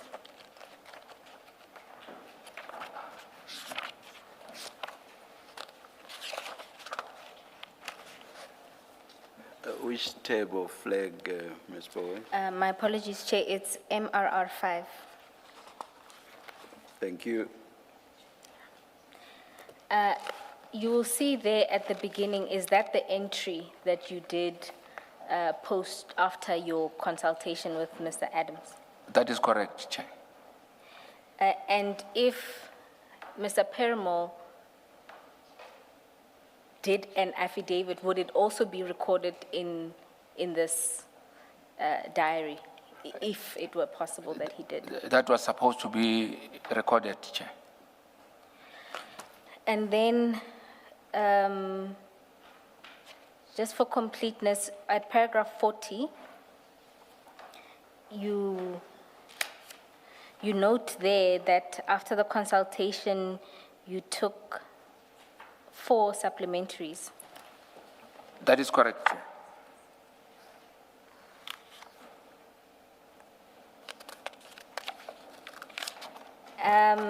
And Ms. Bo, he said something about the docket. Can you just, did you put the supplementaries in the docket? Yes, I put the supplementaries in the docket. Was that on the 7th, Yes, that will be on the next day. on the next day? Yes. And then were there any other affidavits in the docket besides the ones that you commissioned? No, Chair. at paragraph 40, you indicate that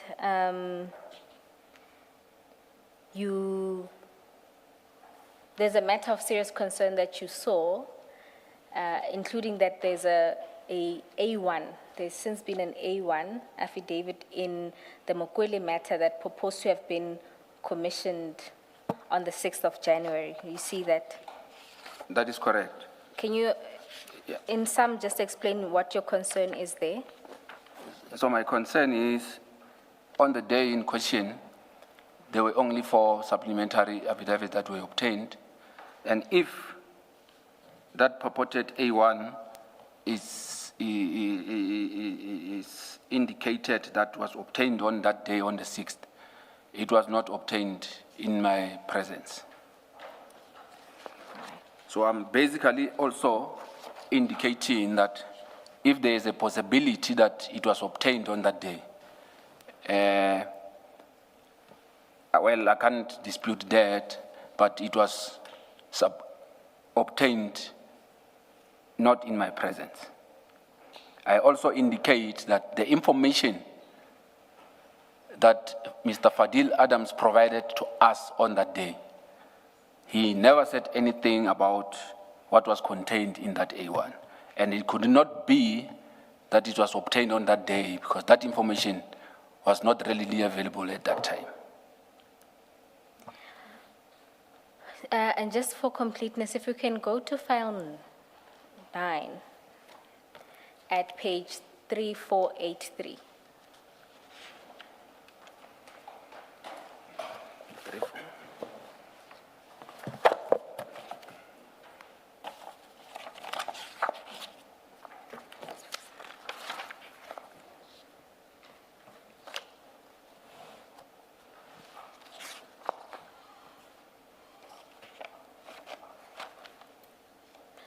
Are you there? I'm there, Commissioners. Is that the affidavit, at least one of the affidavits that were concerning to you? If you look at the affidavit, if you go to page 3484, you'll see there that it's dated 6 January 2025, and it says it was signed in Cape Town. Then it was commissioned by Mr. Paramore, and it includes his stamp. Yes, this is the affidavit that I was indicating that I'm concerned with. And just to put it clear, I don't know this affidavit, and I've never seen it until it was presented here. All right, thank you. And then just to just clarify with you, you didn't see the disclosed dockets No, I didn't see the disclosed docket. because by then you were already removed from the matter. That would have been, That is correct. all right, thank you. On that, ordinarily, these supplementary affidavits, you say you put them in the docket, would they have been, and it may be an obvious question or has an obvious answer, but I would like to get it on record.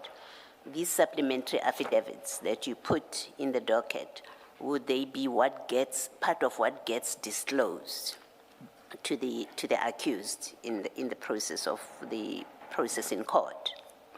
That should be the way you have put it, Commissioner. So if all was done properly, or if proper disclosure was made, when we look at the docket that is presently sitting with the accused, we should find your supplementary affidavits in there. That is correct, Commissioner. Okay.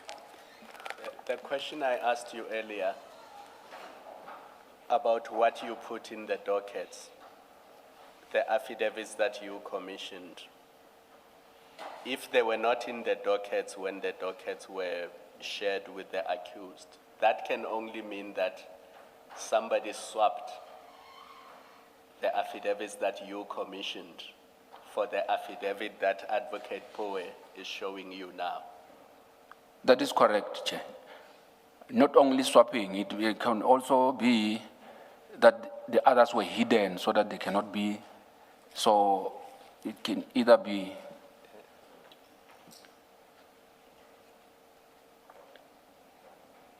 In fact, it seems to me that, and please comment and tell me if I'm correct, that even if there were a legitimate or a proper explanation for the Perumal affidavits, I'm going to call them the Perumal affidavits, a proper and full disclosure would mean both his affidavits and your supplementary affidavits have to be disclosed. That is because correct. They are all part of the docket. That is correct, I'm Commissioner. correct with that. Thank you. Even if, or let me just put it like this, because there was already an A1, the reason for us to go there was to obtain a supplementary. Even if there was a statement that was supposed to be obtained by Mr. Perumal that day, it was supposed to be marked as supplementary also because it's supplementing something. It cannot be that it's just an A1 without any mention of supplementary or what. Now, in this interview with Mr. Adams, and I just want to use as an example one of the your supplementary statements. So the one at 3493. 3493. And that's your supplementary affidavit, which deals with the allegations about the PKTT. That is correct. And the use of the Secret Service funds, right? That is correct, Commissioner. Okay. So you have not seen the original the 27 affidavit, which speaks about the PKTT. You hadn't seen it at this time. No, as far as Mr. Perumal and Ms. Johnson yes. are concerned, you've never seen that affidavit when you meet with Mr. Adams, right? Thank you, Commissioner, yes. Okay. But you are now in a meeting with the complainant in the presence of Mr. Perumal. What do you do? Do you say to him, what do you have to tell us about the political killing system? How did you manage that? And did Mr. Perumal not stop you? Did he sit quietly as you are talking about the PKTT with this complainant?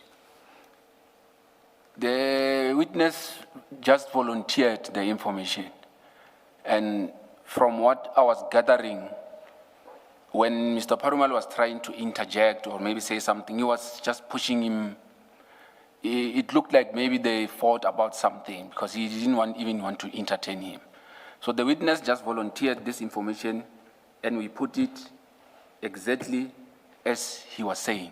Yes. And now this information now is now corroborating what I've explained already that I saw on the 27th, because he was explaining the same information and on the same sequence. Okay, so when he volunteered, as you say, and again, I'm using this PKTT as an example, the others as well, your supplementary statements that speak about Madondo, the forklift, my question applies to them as well.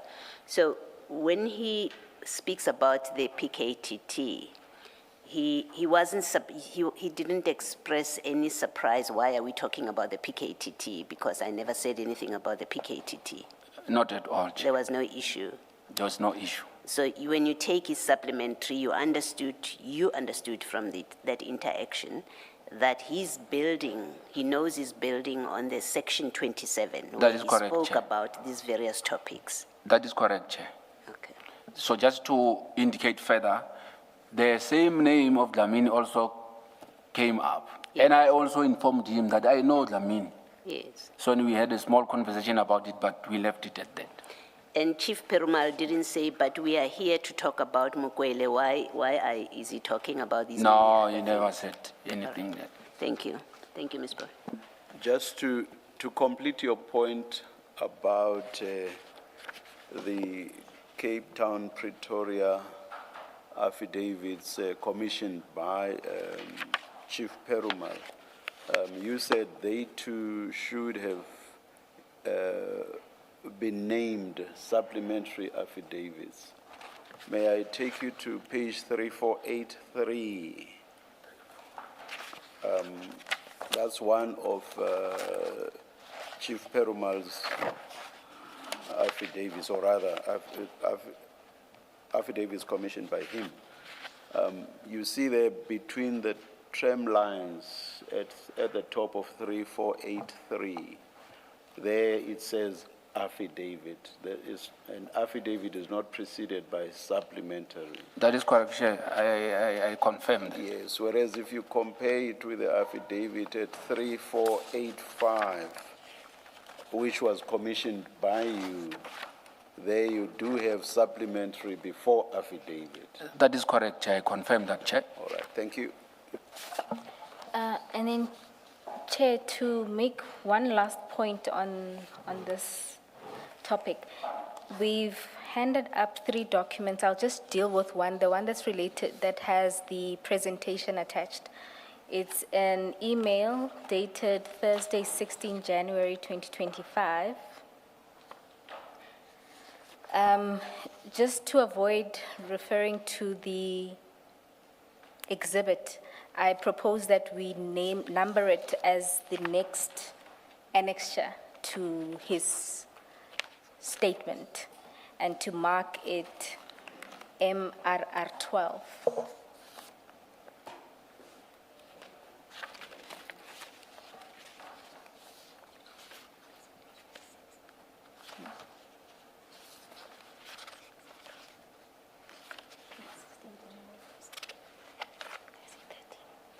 goodness. My apologies. Apparently, I said 13 January. It's 16 January. The email. Oh yeah, the time 13:31:01. Yes. Thank you. We will be using it And you say we should call it 12 or 13? MRR 12. 12, oh, thank you. We will be using it for a different point, but on this aspect, if you go to page 5 of the presentation, this presentation was provided by the witness this morning, hence the late edition.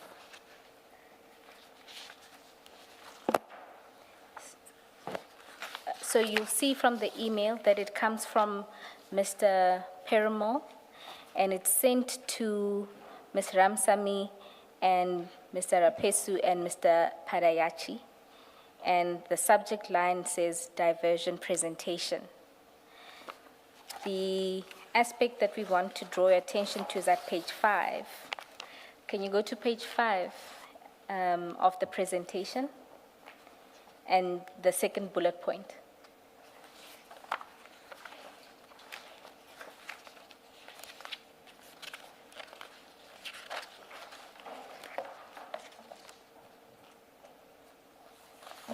I'm there, Chair.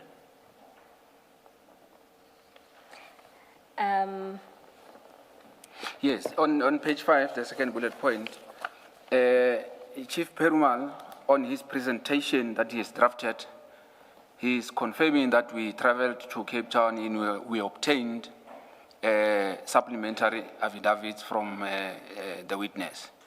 And from this, he's only talking about the supplementaries.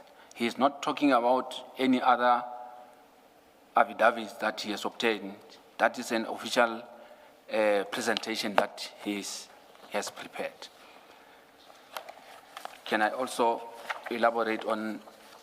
Yes, Commissioners, the witness also wanted to complete the point related to the section 27 that he saw, and that this presentation corroborates that. If we can go to slide 2 or page 2, and then you can explain from there. I think you should go to page 3, the top. No, page 2, so, because it outlines all of Oh, yes. yeah. The background of the matter is explained. It's explaining the gist of the matter about what was on the section 27. So what I want to point out is on point number 4, which is at page 3. But perhaps all of them help you. All right. If you recall all of the aspects you said you saw. Yes, but from number 1, 2, 3, and 4, which the first one is talking about the Lushaba matter, the second one is talking about the forklift matter, the third one is talking about the promotions and vettings, then the fourth is talking about the PKT, and it explains now what I was explaining that I saw on the 27th. So that information that I was relating, Chief Perumal now, he's putting it in his presentation, which is at point number 4. 22 January 2025. That is correct, Chair. The presentation is dated 22, but it was sent to the team on the 16th of January.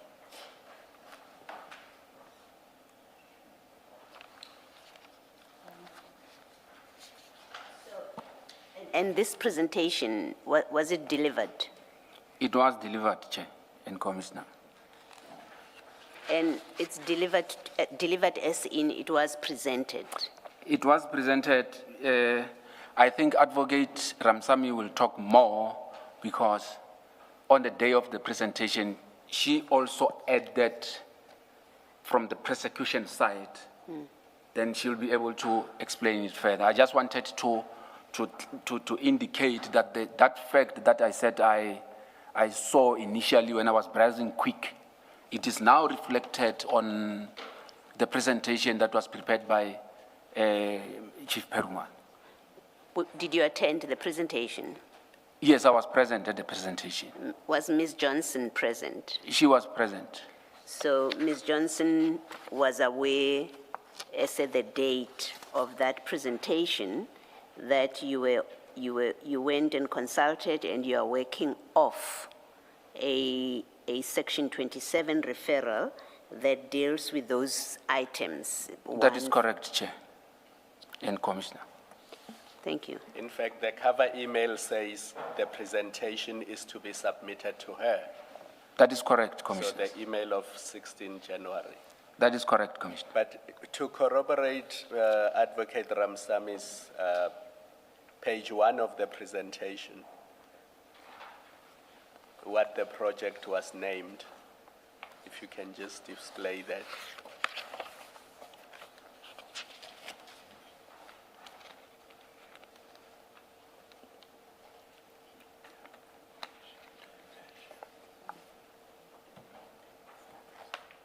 Just very quickly, do you know where the name comes from? Why was it called Operation Diversion?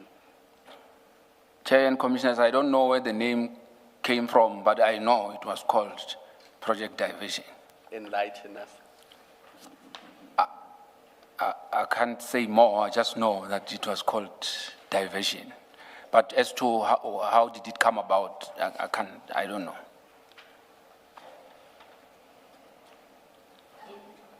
Sorry, Ms. Boy.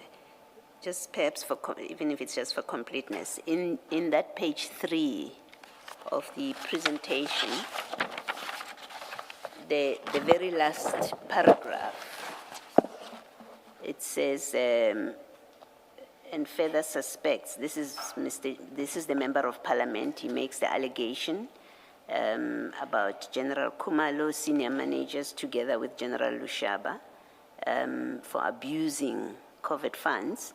And then this is the part, and further suspects that the National Commissioner, General Masemula, may be involved in some of these allegations. Do you recall Mr.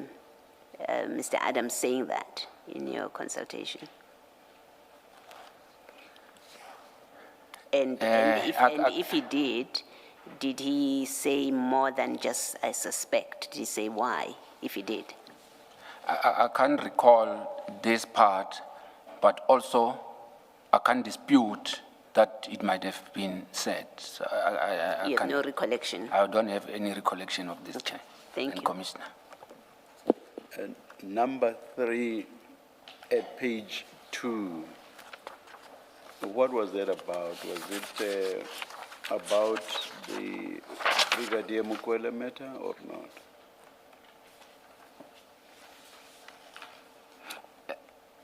At the time, it was just phrased as this.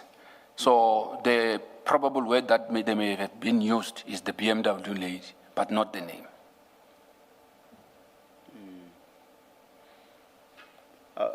I'm asking because... No, I didn't read it properly. Yes. Yes, there were no names mentioned here. It was just phrased as it is.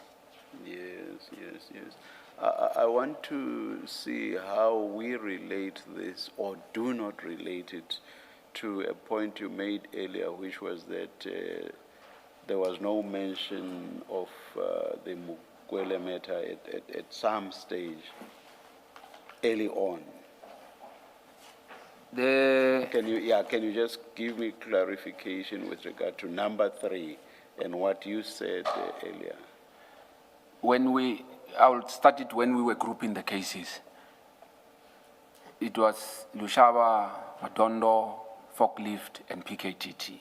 Yes. So And that was because there was no issue about... there was no, yes.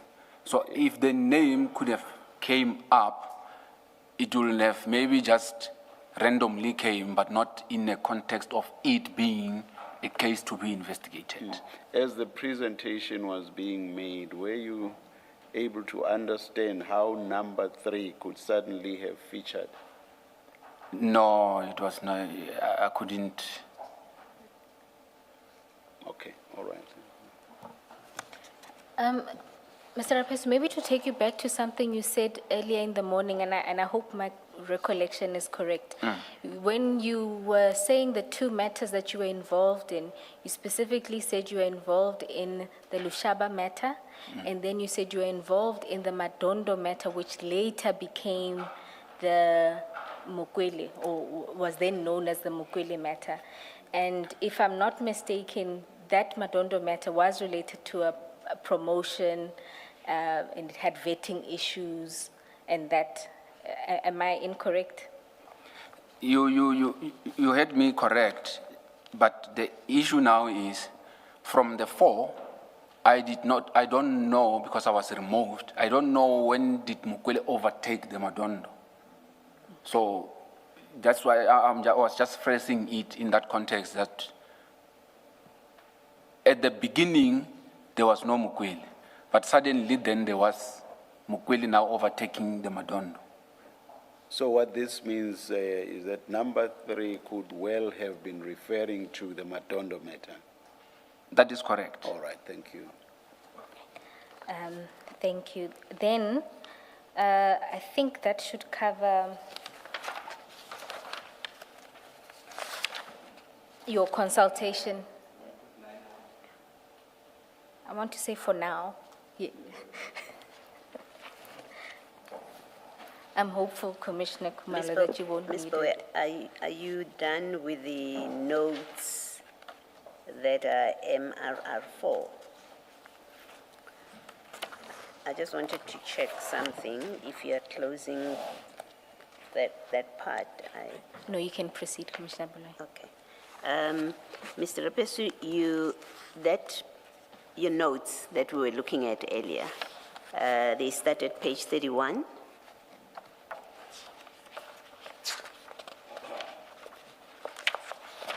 And it's really a short question. If you look at page 32, and that whole page seems to be concerned with the housebreaking at General Lushaba, the housebreaking matter, or the General Lushaba matter. That is correct, Commissioner. Now, you have there certain telephone numbers of 2 people as a side note, and one of them is Feroz Khan, and the other is Ian Small Smith. Do you remember why, who gave you these, and why, what were you to do, if anything, with these numbers? If you remember. If I remember well, these numbers were provided by Chief Perumal, and Mr. Feroz Khan was one of the people that was identified that he will shed more light about the topic that we were talking about. About the Lushaba matter. Well, maybe. Yes, about the Lushaba matter. Because the page looks like a Lushaba Yes, discussion. it was mentioned that he will shed more light, and I think it has something to do with the reporting or something. It has something to do with the lost items that were reported to Khan, something like that. Okay. So he would shed light on that. That is correct, Commissioner. Okay. And then the second name, is that a subs person? Ian Small Smith? Hey, I can't remember. Okay, you don't What was remember what I was said can't about remember it. what was it all about. Okay, thank you. Thank you, Ms. Bo. Thank you, Commissioner Baloyi. I'm advised by Advocate Seagulls Nube that Mr. Ian Small-Smith is an attorney. I thought there might be another one at the subs. My apologies. And that I'm advised is according to Ms. Ramsamy. It was a poor. Hey, here's a double, triple. Commissioners, we are then going to move to the next topic, which is the instructions to subpoena General Lushaba's bank records. Mr. Rapesu, can you just explain briefly what happened in this regard, the instruction and how it came about? What has actually happened is Advocate Ramsamy came to my office with a piece of paper indicating that the head of the office, Advocate Johnson, wanted me to draft a Section 28 subpoena. So I had a conversation with Advocate Ramsamy to say, but this we can't do because we don't have anything in the docket that talks to that.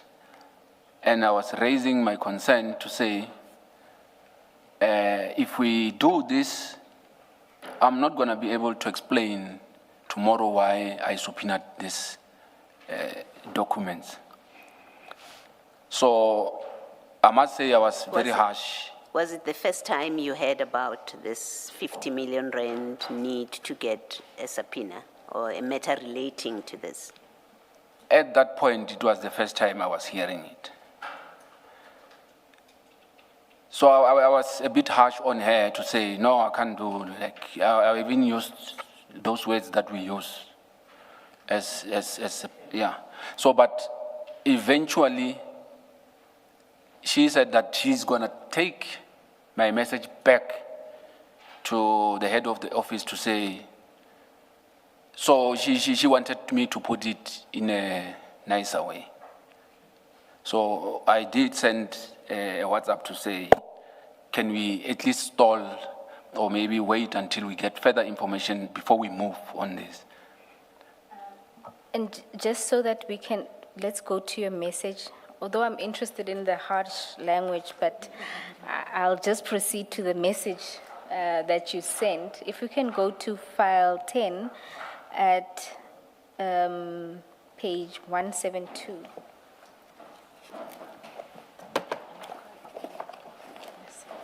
Yeah, I can see. Okay. And you'll see there, this is from Advocate Ramsami's phone. It's screenshots that she took for her statement. And you'll see there's a message on the 11th of December, 2024. That is correct. And up there, it also says forwarded. That is correct. Can you read that message? Good morning, Advocate Drew. I have noted your instructions to prepare the Section 28. I was suggesting that we stall or park it until we consult with the complainant. The reason being that his affidavits are not drafted properly. We need to consult with him so that we may be in a better position to do same. I'll prepare them in the meantime so that after consultation we can move. We could move faster. Thanks. So is now this the message that you sent? That is correct, Commissioners. Advocate Ramsamy testified that she then forwarded this message to the ID. Maybe before you do that, the complainant that you referred to in your message to Advocate Ramsamy, who are you referring to when you say we need to consult with the complainant? I'm referring to Mr. Fadil Adams, Commissioner. Because you thought that this comes out of his complaint? That is correct, Commissioner. Okay, thank you. After you sent the message to Ms. Ramsamy, what happened? Did she get back to you about? She did get back to me, but she indicated that the ID did not take kind of me questioning her. So we were summoned now to Advocate Johnson's office, where now she now instructed me to draft the Section 28, and that's now when she explained that she got information about the 50 million, the slush funds and other things. So she also instructed me that I must do those 28s as in now, because she wants to sign them before she left the office. And did she indicate where this information was coming from and or which docket it was even related to? No, it was not mentioned. And just an earlier thing that you said Ms. Ramsamy came in with a piece of paper.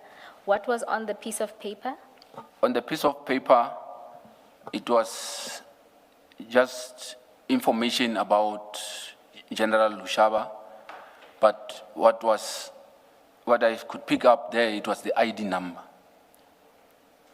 So I had to do those subpoena on his ID number. Remember, the banks that he's banking with, we will not have, I don't think they will have got them. So the instruction was to use the ID number. The instruction was to use the ID number, and then would you then send to all banks? That is correct. Then can we just go to the email? If you can go to page 173 of file 10.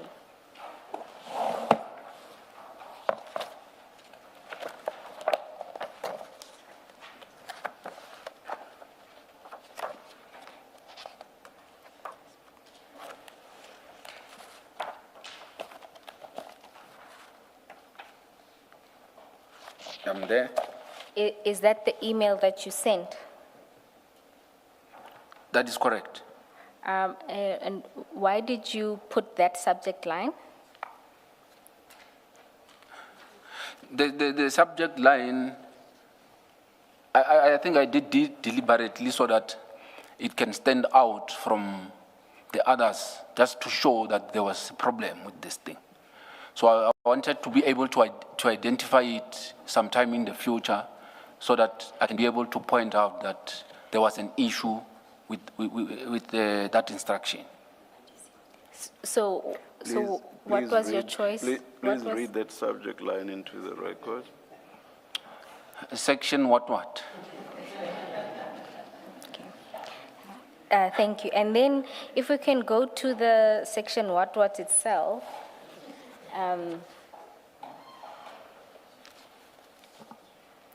They are on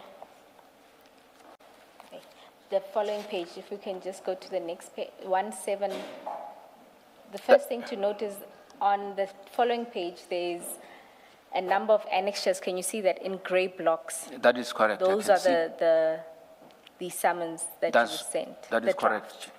And then if you go to the next page, is this one of the summons? That you is correct, drafted Chair, Commissioners. For Advocate Johnson to sign. That is correct. Now, if we go to Annexure A,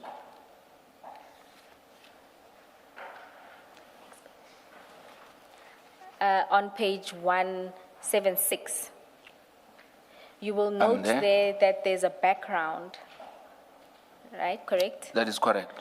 And when you look at the background, you indicate, my apologies. No, I'm following. It's fine. My apologies, it's me who can't see. Oh. In the background, you indicate the nature of the investigation that's been undertaken, that there's an investigation in terms of section 1A. Can you see that? That is, I can see. But at the time, what was authorized would have been a section 2813 in relation to the referral from Mr. Adams. Yes, Chair, I noticed that, and I accept that it is an error on my part. It was supposed to be 2813. So the reason why it is because due to the pressure and the time that I was supposed to generate this document, I now went into the matter that I indicated that I was working on previously. So I just did a copy and paste thing. So I did not change the section 1 to 13. And then, but this was then checked and signed by the ID. That is correct, Chair. And just in the ordinary course, when you are preparing these, do they go directly to the ID, or is there a process through which they go up the chain?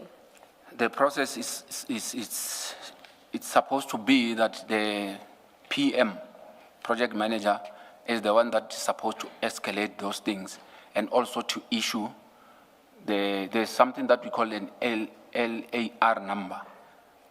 So it's a sequence of numbers where they follow each other to be able to track or to manage how the section 28s are being controlled. So the process was supposed to be, it should move from myself to a project manager, then from the project manager to her office.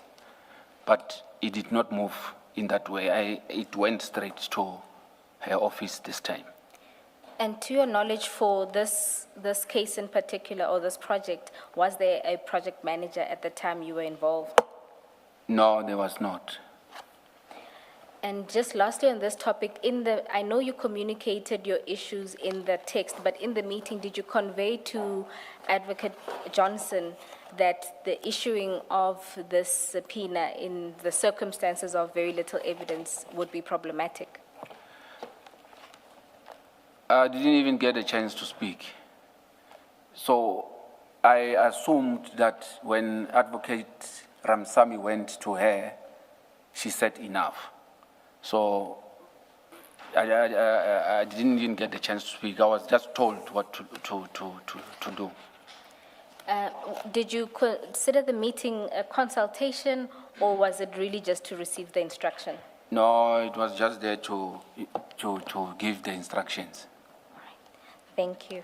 Then, oh, my apologies. Just lastly from me on this, and because you were the investigator, I think you were the lead investigator, and you are the one that prepared this summons, maybe to get a comment from you. It's in fact what I want to propose or put to you for your comment, that this summons about the 50 million rand, in the absence of an underlying complaint or allegation properly that was given to you, like the Section 27 referral, in the absence of a complaint properly lodged, this process of a summons is a misuse of the Section 28(13) process. That is correct. That is so. That is correct. Thank you. And then, just out of interest, did this process ever yield any bank statements? Or by the time a response was received from the banks, you were no longer on this matter? No, we got some results back, but when we receive those, usually we give to the financial investigator to analyze, because sometimes it's a huge document. So what I will do is I will collect from the banks, and when everything is done, then I will provide it to the financial investigator. But I was removed before that process could finish. Thank you. Then if we can go to paragraph 43 of your statement.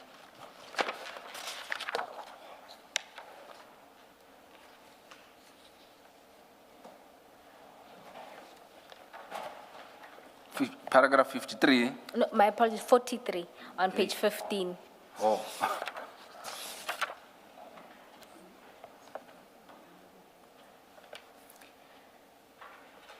You indicated there that you made a report. That is correct. I continued with the investigation on the Lushaba matter. I subsequently produced a report on the findings of the investigation. Then I submitted the report to Chief Perumal.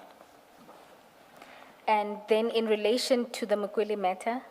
In relation to the Mukweli matter, I refused to work on that matter or to be involved in that matter, because while I was busy with the Lushaba matter, I became aware that Mr. Perumal and Mr. Padiachi were meeting some of the witnesses, I can say in the corners. They were meeting in some places that I was not aware of. So what will actually happen is they were booked in a hotel. So because I'm local, after work I'll just go home. Then when they are at the hotel, they were making arrangements to meet people, which they were bringing affidavits that I was not aware of. So I took issue with that. I reported to Advocate Ramsamy and Mr. Sisoko to say this is what is happening, they must deal with the matter. Eventually, I requested to be removed from that matter, and I was removed from the investigation of that case only. And as a lead investigator, are the two other investigators allowed to proceed with investigations and interviews without you? No, they were not allowed to. What should have happened is, even if they informed me that they are going, what was going to be, let me phrase it this way. If they informed me that there was a witness that they are going to see, and I have agreed to say, no, it's fine, then it will not be a problem. But for them just to identify someone and go and interview those people without my knowledge, that was not supposed to happen like that. Also, the prosecution lead indicates that before an affidavit can be authorized, or it must be discussed with the lead prosecutor. So when Advocate Ramsamy comes with the presentation, I think she will be able to complete that part where she will explain what the processes were supposed to be. But from your question, they were not supposed to have done that. And do you know what kind of affidavits were being collected? From what I was informed also is that there was an affidavit of a 204 that had already been obtained and that I was not aware of. So I took issue with that also. And at what stage was that 204 taken, to your knowledge? When was it? I could say that it was just in the beginning of the start of the investigation. And why were you taking issue with that? I'm taking issue with the issue of 204s because the normal standard practice, it will be you investigate your case properly, so then when at least you are faced with the situation that you can't move anywhere or anyhow, that is the time that you can start considering those things. So, but to start obtaining 204 statement just in the beginning of the investigation, to me, it sounded like this thing is directed somewhere or somehow. And just for clarity, what is a 204? A 204 is a statement that is obtained from, we call them person of interest, but it's a suspect. So we obtain that statement from the suspect that he will incriminate himself on the subject matter that is being investigated. Then he is assisting with the investigation on that. And you say how soon, because the investigation was authorized on the 6th of December, how soon did they start collecting this 204? No, I can just say just some days after that.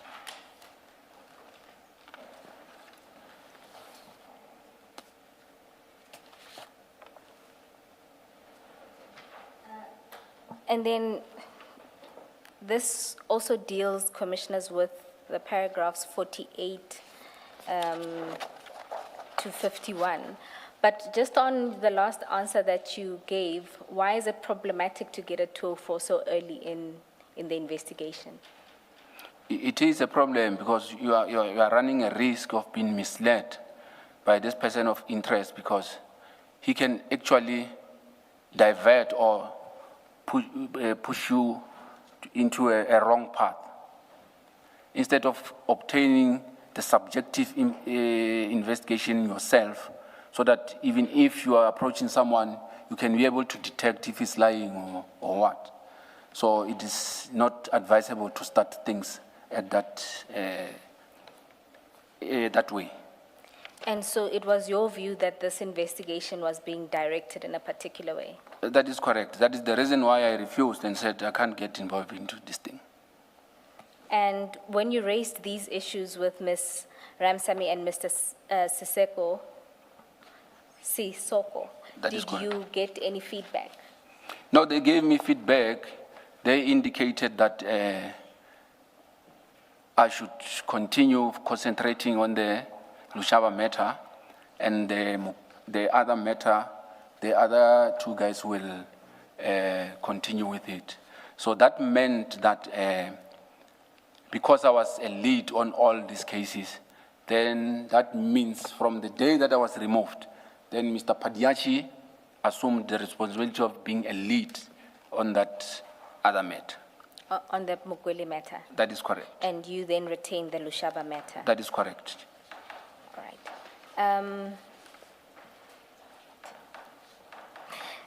Chair, we are going to move on to the next subtopic. Maybe just to say that the recent exchange would deal with paragraphs 48 to 51 of the statement. What remains is a consultation with Mr. O'Sullivan and the disciplinary proceedings that were instituted against the witness. It's Let's continue and see how far we can how get. it goes, yeah. Now let's deal with your consultation with Mr. Paul O'Sullivan, which takes place on the 13th of January. You deal with this at paragraph 45 onwards of your affidavit. Yes, I was instructed to contact Mr. O'Sullivan and to find out from him what he was investigating and whether he had reported or opened a case, so that if there was a case open, so that we can go and also collect the case. So during the interview, or just before the interview, he sent me 2 emails. On the emails, it's the document that I've already explained, the letter and the report that I've already indicated. So on the email... Just one second. Commissioners, there would have been 2 other documents handed up.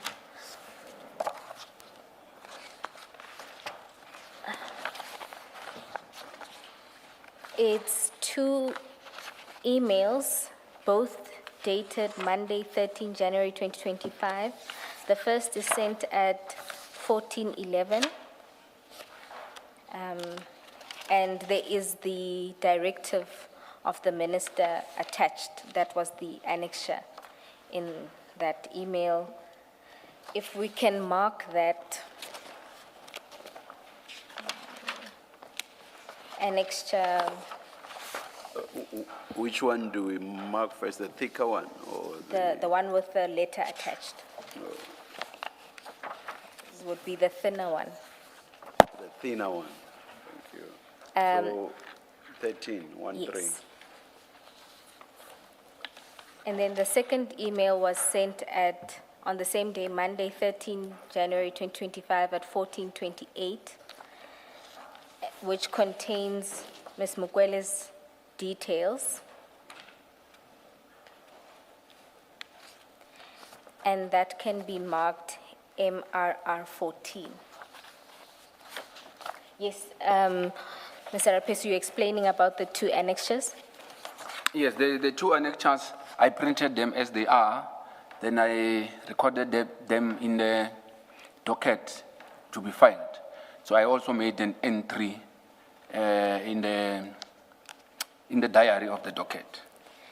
And just for the record, the entry is annexure MRR 5. If you go to page 40.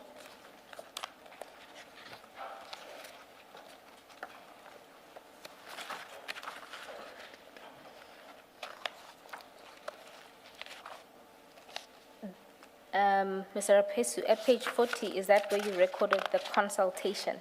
That is correct. At page 40, I confirm. That is the entry. Is it the one dated 15 January 2025? That is correct. 15 or 18? That is the 15th commissioner Thank you. and chair.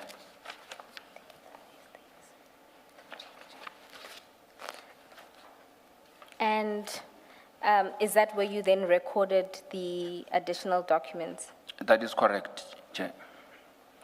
Yeah, I won't dare to read your... Ms. Bo, when you first mentioned these emails, I thought you had said they were copied to Advocate Johnson, but that came from you, so I don't think the witness said that. Yes, it came from me. There was a little mistake with the cover emails. It's not the complete cover emails, but the witness can explain who was covered. There's a trailing email That is correct. Mr. Rapesu, can you explain that what happened when you were looking at the emails that were sent? That is correct, Chair. When I was looking at the emails, there is a trail that shows that this email was sent already to Advocate Johnson, By Mr. O'Sullivan. but by Mr. O'Sullivan, yes. Date? Eish, at first I thought it's 5 December, but it should be 5th of January. But you say that email trail is somewhere, so it can be provided No, on the laptop it shows, it's there. during lunch? Yes, Ms. Nube is just trying to see if we can project it quickly, but it does copy the ID and General Sibia on the 5th of January 2025. But we will That is correct. ensure that copies are provided. When Ms. Johnson said to us, as she testified, that she has never had any dealings with Mr. O'Sullivan relating to this matter, these matters, the Mukwele matter in particular, I think that's what she was asked. According to those emails, that would not be correct because she would have received an email from him. That I can confirm that there is an email directed to her on the 5th, if I stand to be corrected. Okay. That one I can confirm. Thank you. Thank you. That should deal with your consultation with Mr. O'Sullivan. Did he? Ms. Bowe, maybe for the record, you referred to MRR. It's MRR5. Yeah, you referred to a directive from the minister, but the record doesn't know what you're talking about. Maybe for the record, you should say what is attached there. Attached to the email, perhaps the annexure MRR13 is the directive of the minister relating to Crime Intelligence Ports of Entry and Political Killings Task Team dated 31 December 2024.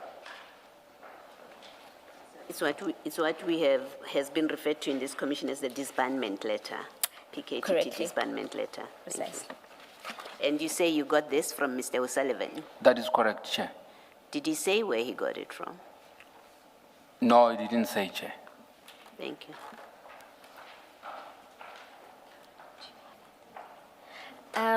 Chair, I'm advised that the attorneys do have that. I'm just going to ask them to hand that up so that you can have it quickly. It's relevant also for a different set of individuals.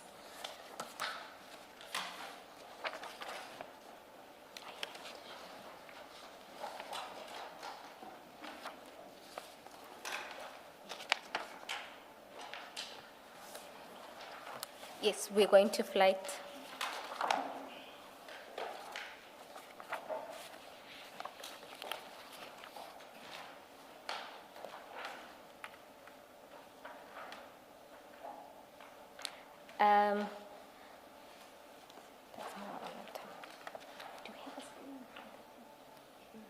Oh, my apologies. I was confused. I didn't know we have the screen in front of the witness, so I was pleasantly surprised. In the screen in front of you, we have projected the email concerned, and you'll see it's Monday on the 13th is where you have an attachment,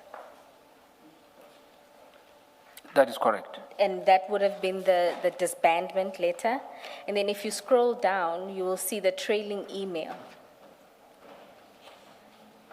And there it's dated the 5th of January 2025. And it's addressed to, for the record, for the public purposes, we've redacted the recipient, but that is Ms. Mukwele. And then copied in that is General Sibia and Advocate Johnson.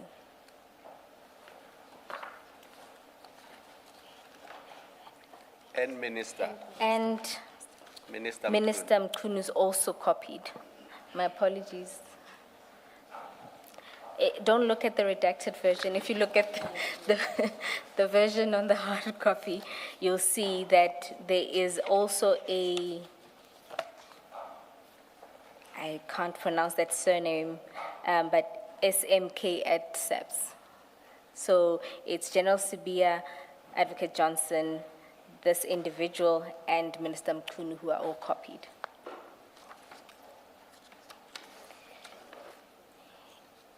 And in it, I've been made to understand that this email in particular was dealt with at the time Mr. O'Sullivan was before the commission.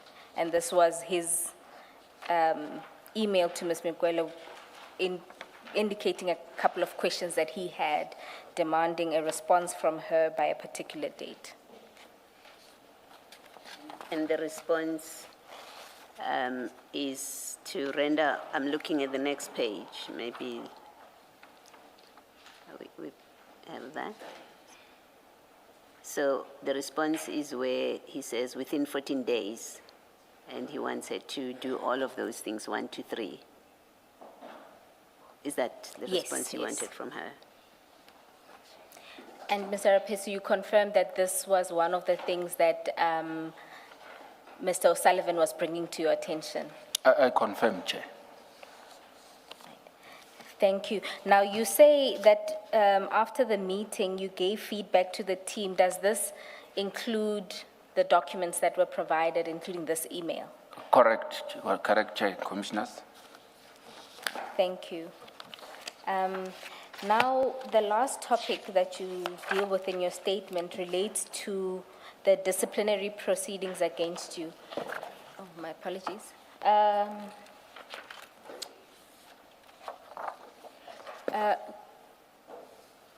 Correctly done, this is actually follows on to the first page of the cover page in MRR 13. So if you look at the bottom of the page, it'll say page 2, and this one that you just got will say page 3. So we'll just have to insert it properly into everybody's files.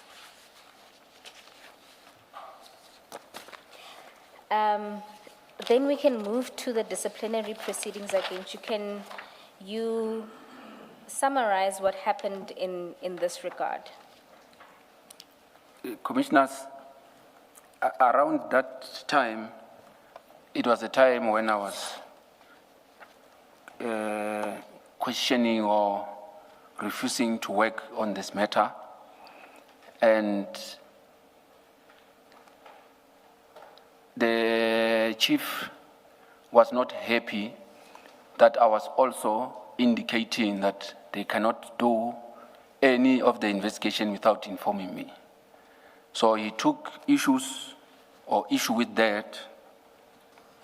So on the 10th of February, I was called to the head's office, Advocate Johnson.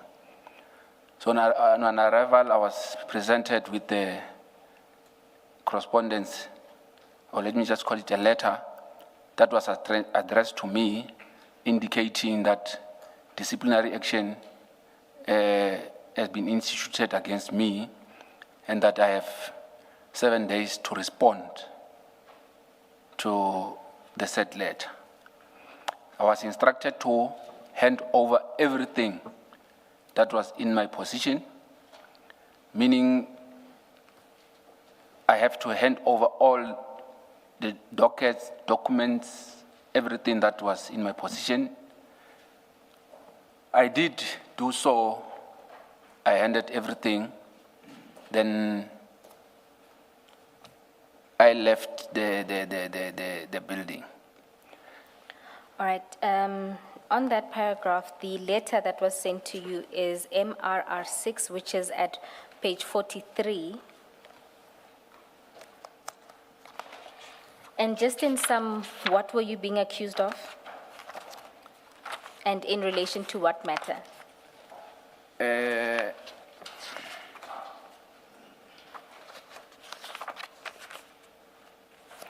I was being accused of leaking information. So I was informed that I phoned, at that time I was not provided with the name of the person that I was alleged to have phoned, but it was indicated that I phoned a person of interest. The person of interest will be a suspect, and informed him about information that is investigated by IDEC. And I informed this person that there was an ongoing investigation against him, and I gave him the name of the investigator who was investigating him. And this was in relation to which matter? I can't say in relation to a matter because it was just allegations put like that. But later on, I became aware that this person that is alleged that I phoned, it was Mr. Cedric Ngabinde. So in essence, the ID was telling you that she received a call from Mr. Ngabinde claiming that you had informed him of an investigation against him. That is correct. And then after this letter that you received, what then happened? You wrote back? I then responded to the allegations indicating, can I be, oh yes. I then responded to the allegation indicating and denying that I leaked information to Mr. Ngabinde, and I also put a version of what had actually transpired prior to this incident happening. Just to cut it short, on my response, I indicated that the person who actually phoned Ngabinde, it was Mr. Perumal, Chief Perumal. And he instructed or maybe spoke to Ngabinde to phone the ID and make those allegations. So in my reply, basically, I'm putting it to her that she should not be looking at me. She should be looking at the people she's working with, which is Mr. Perumal and Mr. Padiachi. Okay. So at the same time, I was also offering myself to say I'm willing to go through a polygraphy test to prove that I didn't make that call. And you were also volunteering your cell data? I also volunteered my cell phone data. I also volunteered and gave permission that they can check my phone if they want. And just so that we cover this basis, assuming that there was some investigation into Mr. Ngabinde, Advocate Johnson accused you of sharing information about an investigation with the suspect or a person of interest in that investigation. That is correct. Thank you. And now you then get another letter. This one is dated the 26th. And that is MRR 8. Whilst you are finding it, what was Mr. Ngabinde being investigated for, do you know? I didn't even know what was the investigation about. Oh, all right. Maybe you've said this already, but let me just ask anyway. And this is Minister Mkunu's Chief of Staff. Is this Minister Mkunu's Chief of Staff, Chair? Chair,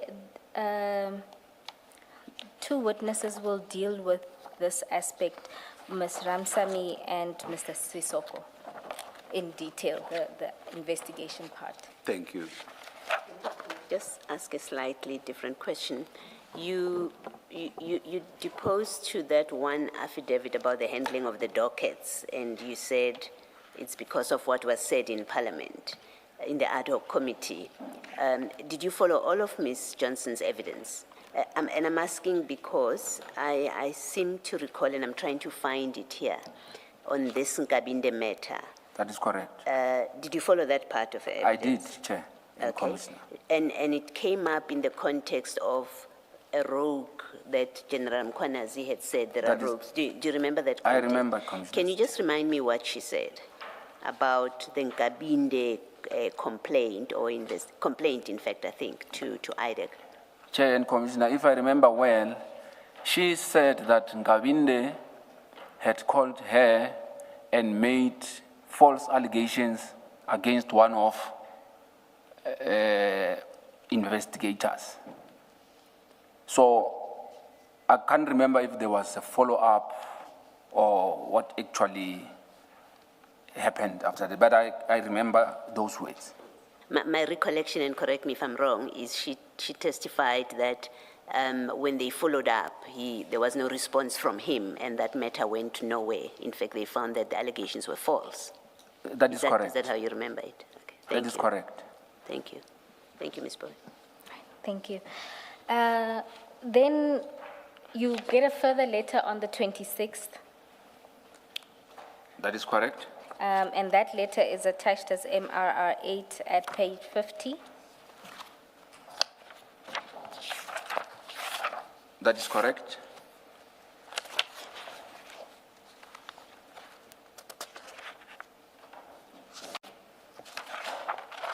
My apologies, I just missed that an affidavit that you did, which is MRR 9.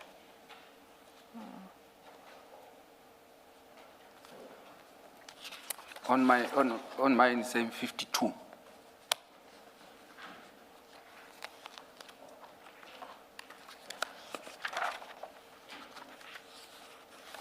Yes.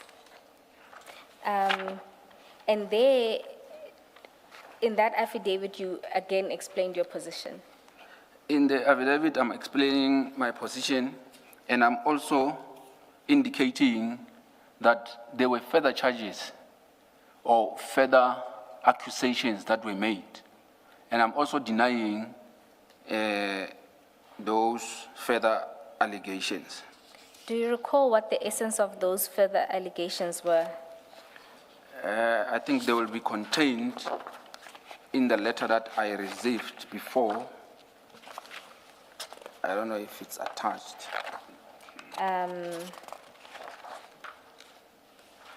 No. The meeting was in person. Okay. So it could be that, Is it where you say you attended a meeting on the 2nd of April 2025? that is correct. And that is at paragraph 3 on page 52. 52. That is correct. And what was the essence of those new allegations or additional allegations? In fact, they were just trying to substantiate and to put more information that will try to indicate that it was indeed me who phoned, and they were trying to supplement it further to qualify that I'm actually the person who contacted Mr. Nkabinde. Okay, and in that paragraph 3, you say there that you were informed also that Mr. Mbalo, who was the investigator of this issue, was Yes. appointed as an investigator on this matter. I was also informed that Mr. Mbalo tried in vain to obtain an affidavit from the person who called the ID, which I was informed that it was Mr. Cedric Nkabinde, who is currently working as the staff officer in the Minister of Police. So they told you that they were not even able to obtain a statement from Mr. Nkabinde. Yes, there's one of the reasons why I requested that he provide an affidavit. I knew that he will not provide because this thing was just concocted. It was just fabricated to look like it's legit. So I requested that he put an affidavit so that he can put, I can't use. You can say it in whatever way. We are multilingual. No, I wanted him to bind himself legally that he's saying that I did that, so that he can have consequences. So, but he refused to write the affidavit. And also, I need to indicate that Mr. Mbalo, he's from East London with Mr. Perumal. So the fact that they put him as an IO on this matter, it then meant that obviously Chief Perumal will be guiding the investigation. So it then means that Mr. Perumal will be a referee and a player in this, process. So why I'm saying that is he's actually a complainant because he's the one that said Nkabinde must phone. He's also a witness because when the phone was made, he was with the head of the office, Andrea Johnson. He's also a suspect because he's the one that orchestrated this thing. Also, he's now the IO again of the same matter. Okay. Besides coming from the same town or city, were they close? They were very not- close. I'm asking because I'm not close to everybody who comes from my hometown. Actually, just to give context, Mr. Mbalo was a TRT member. He was one of the guards of Chief Perumal. So eventually, he became the investigator. He's now working under Chief Perumal. So you can see from there that they are very close.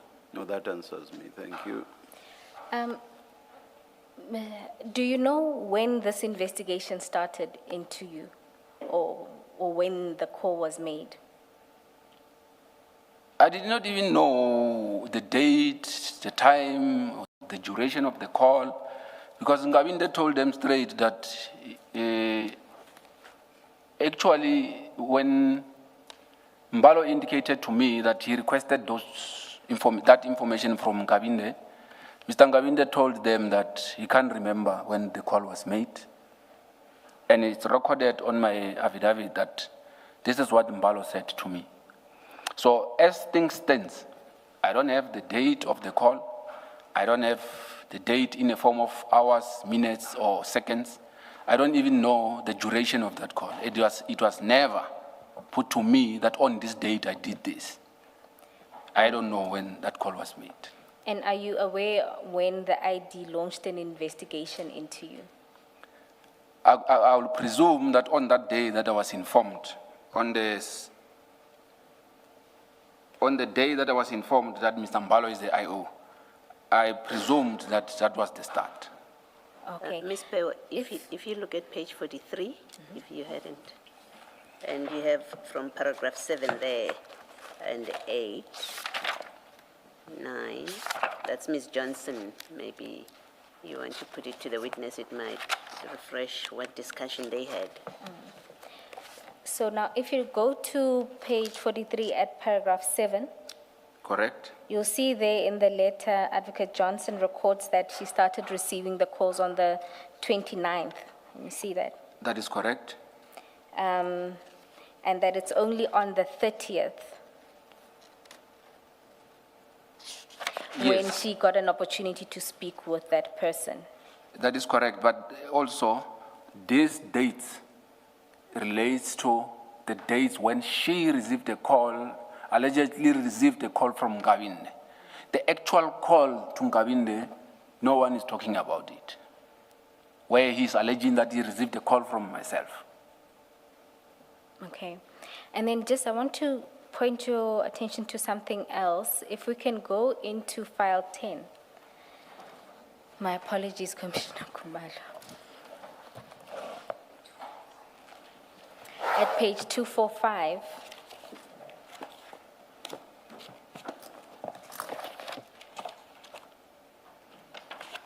I'm there.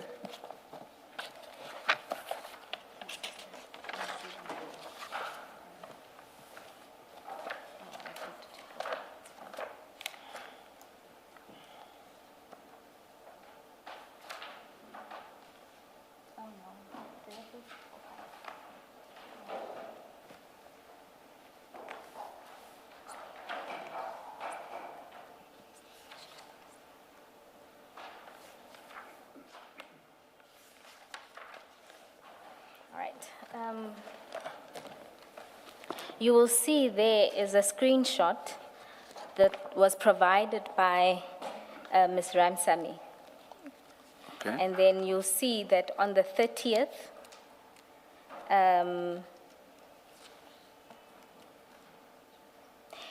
there is a conversation that's happening. The first message is at 13:45.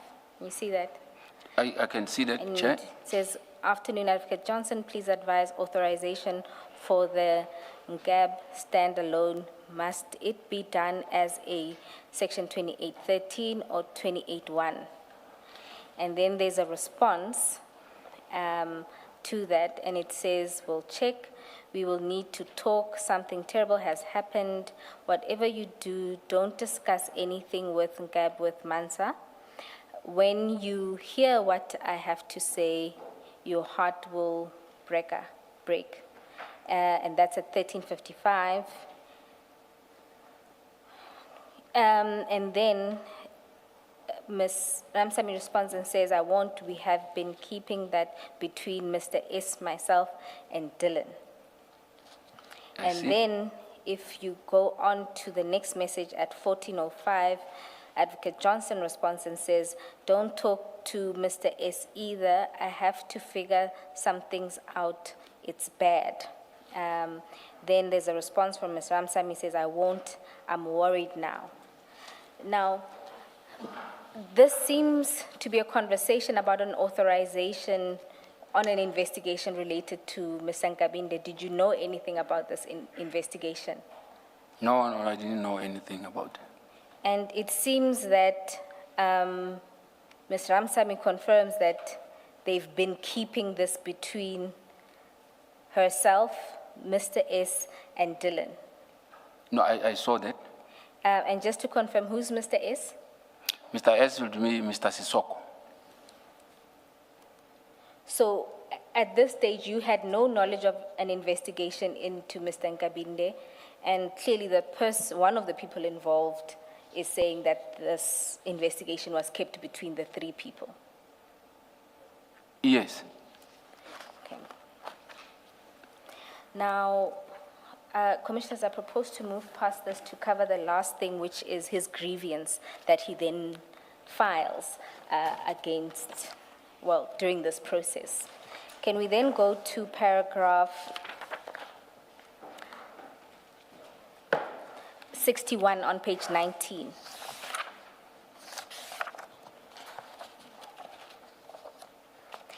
Can you explain the process that you followed in lodging the grievance and what has happened in regard to that grievance?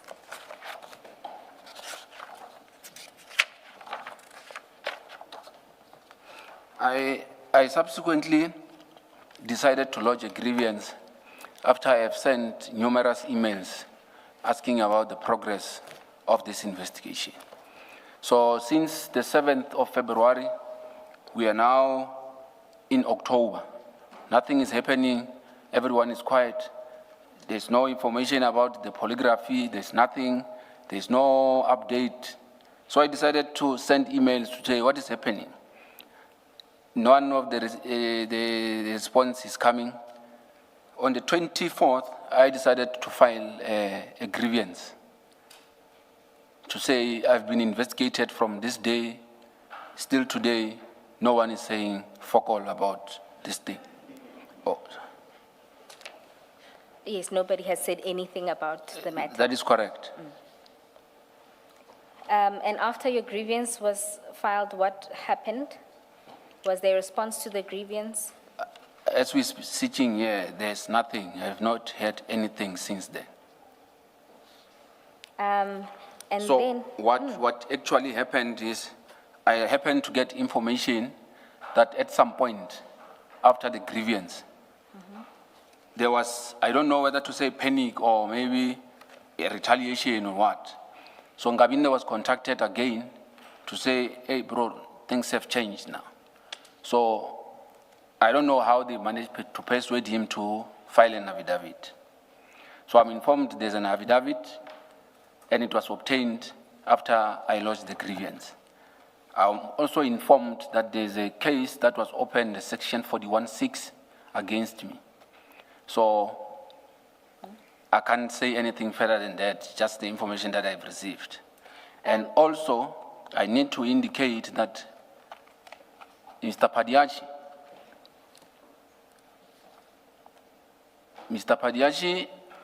was going around the office telling people that I put his life in danger. And he was accusing me of putting his life in danger because one of the accusation was that I put his name as an investigator. So I'm just putting it. You told Mr. Nkabinde that Mr. Padiachi was the investigator? That is correct. Okay. So, but I'm hoping it will turn out that he's not part of this, because if he is, then I don't know. But my belief is that him and Dylan Perumal, they are the ones that orchestrated this thing. And just for clarity, what is a section 41(6) investigation? The section 41(6) investigation is, I think advocate tried to explain it yesterday to say, you are barred from sharing information about cases that you're investigating with outside people, or maybe sometimes with other colleagues that are not designated. It's along those lines.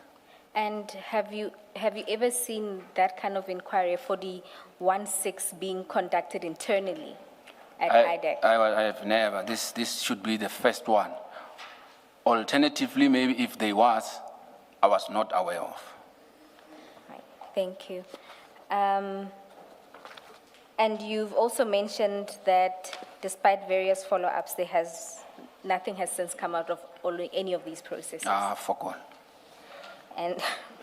And then, I mean, you just reiterate towards your end of your statement that you believe that this was orchestrated by Chief Perumal. That is correct. And then the last thing that you deal with is your conclusion, where you set out what you intend to do. So I'm indicating in my conclusion that I'm intending to open a criminal case. So the reason why I didn't open a case then is because I didn't want it to look like I'm countering whatever that they were investigating against me. So I wanted their process to finish so that I can continue. So it looks like they don't want it to finish. So basically, I've been investigated forever and there's no outcome in this. So I'm gonna ask that, I think I'll speak to advocate, because there are processes when you have to open cases and other things. But my intention is to open a criminal case, and I'm hoping that the commission will also assist by providing investigators to take over that case, because I don't want it to land on wrong hands somewhere. So that's basically what, in short, yes, that's what I'm intending to do. So, Mr. Rapesu, one question. You say in that paragraph 63 that there is a section 2813 investigation That is correct. that was instituted. That is correct. Okay. Yeah, I think it seems wrong to me, because section 2813 permits investigations to enable the ID to determine if there are reasonable grounds in terms of subsection 1A of 28. You might be wrong, I accept, but remember, I'm working with information. I'm not even sure whether it's 1 or it's 13. I'm just assuming that it will But you were told there was an investigation under section 28. Yes, maybe I can just leave it to say there was investigation on the section 41(6). I see, yes, I think better that way. Are you, sorry, you want to say something I was going to say, Commissioner Baloyi, there is indeed a section 2813, and Mr. Sissoko is going to deal with that process. Yes. Okay. Are you presently on duty, or you've been suspended? I am presently on duty, sitting in my corner, nyana, somewhere. You are performing functions? Yeah, but with restrictions, Chair and Commissioner. Okay. Thank you. Just to understand, what restrictions have been put in? I was provided with the restrictions that I cannot investigate any matter that has to deal with any submatters, security cluster.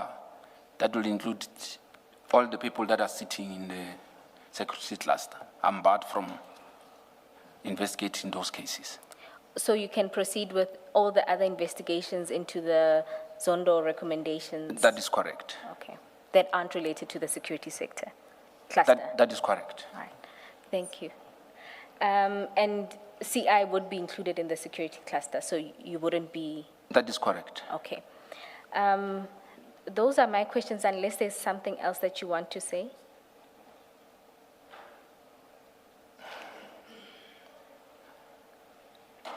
No, yeah, no, I'm okay. I'm fine. All right, thank you, Mr. Rapesu. Commissioners, there aren't any questions from me.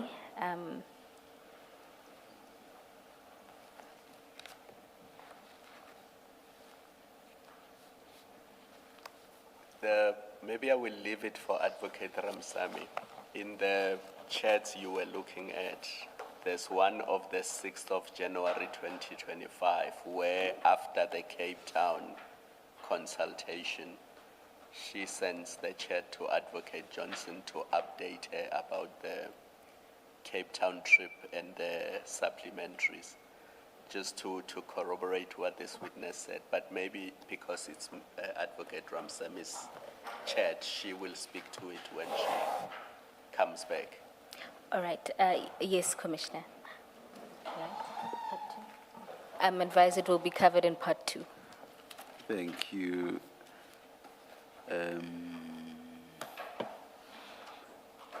Before we go to lunch, can we ask to meet council outside, please?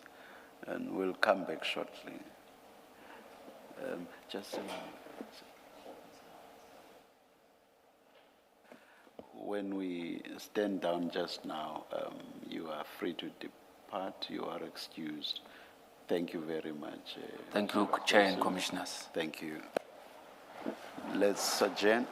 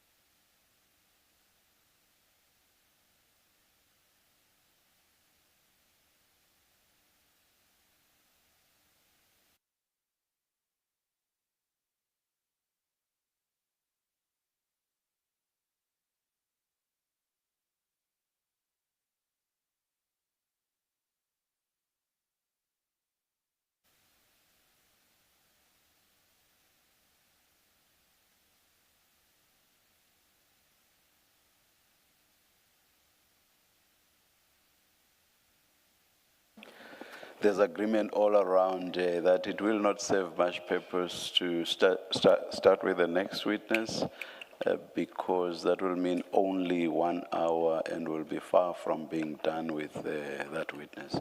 So we'll adjourn for the day and we are resuming at 9:30 on Tuesday, 4 August 2026. Let's adjourn.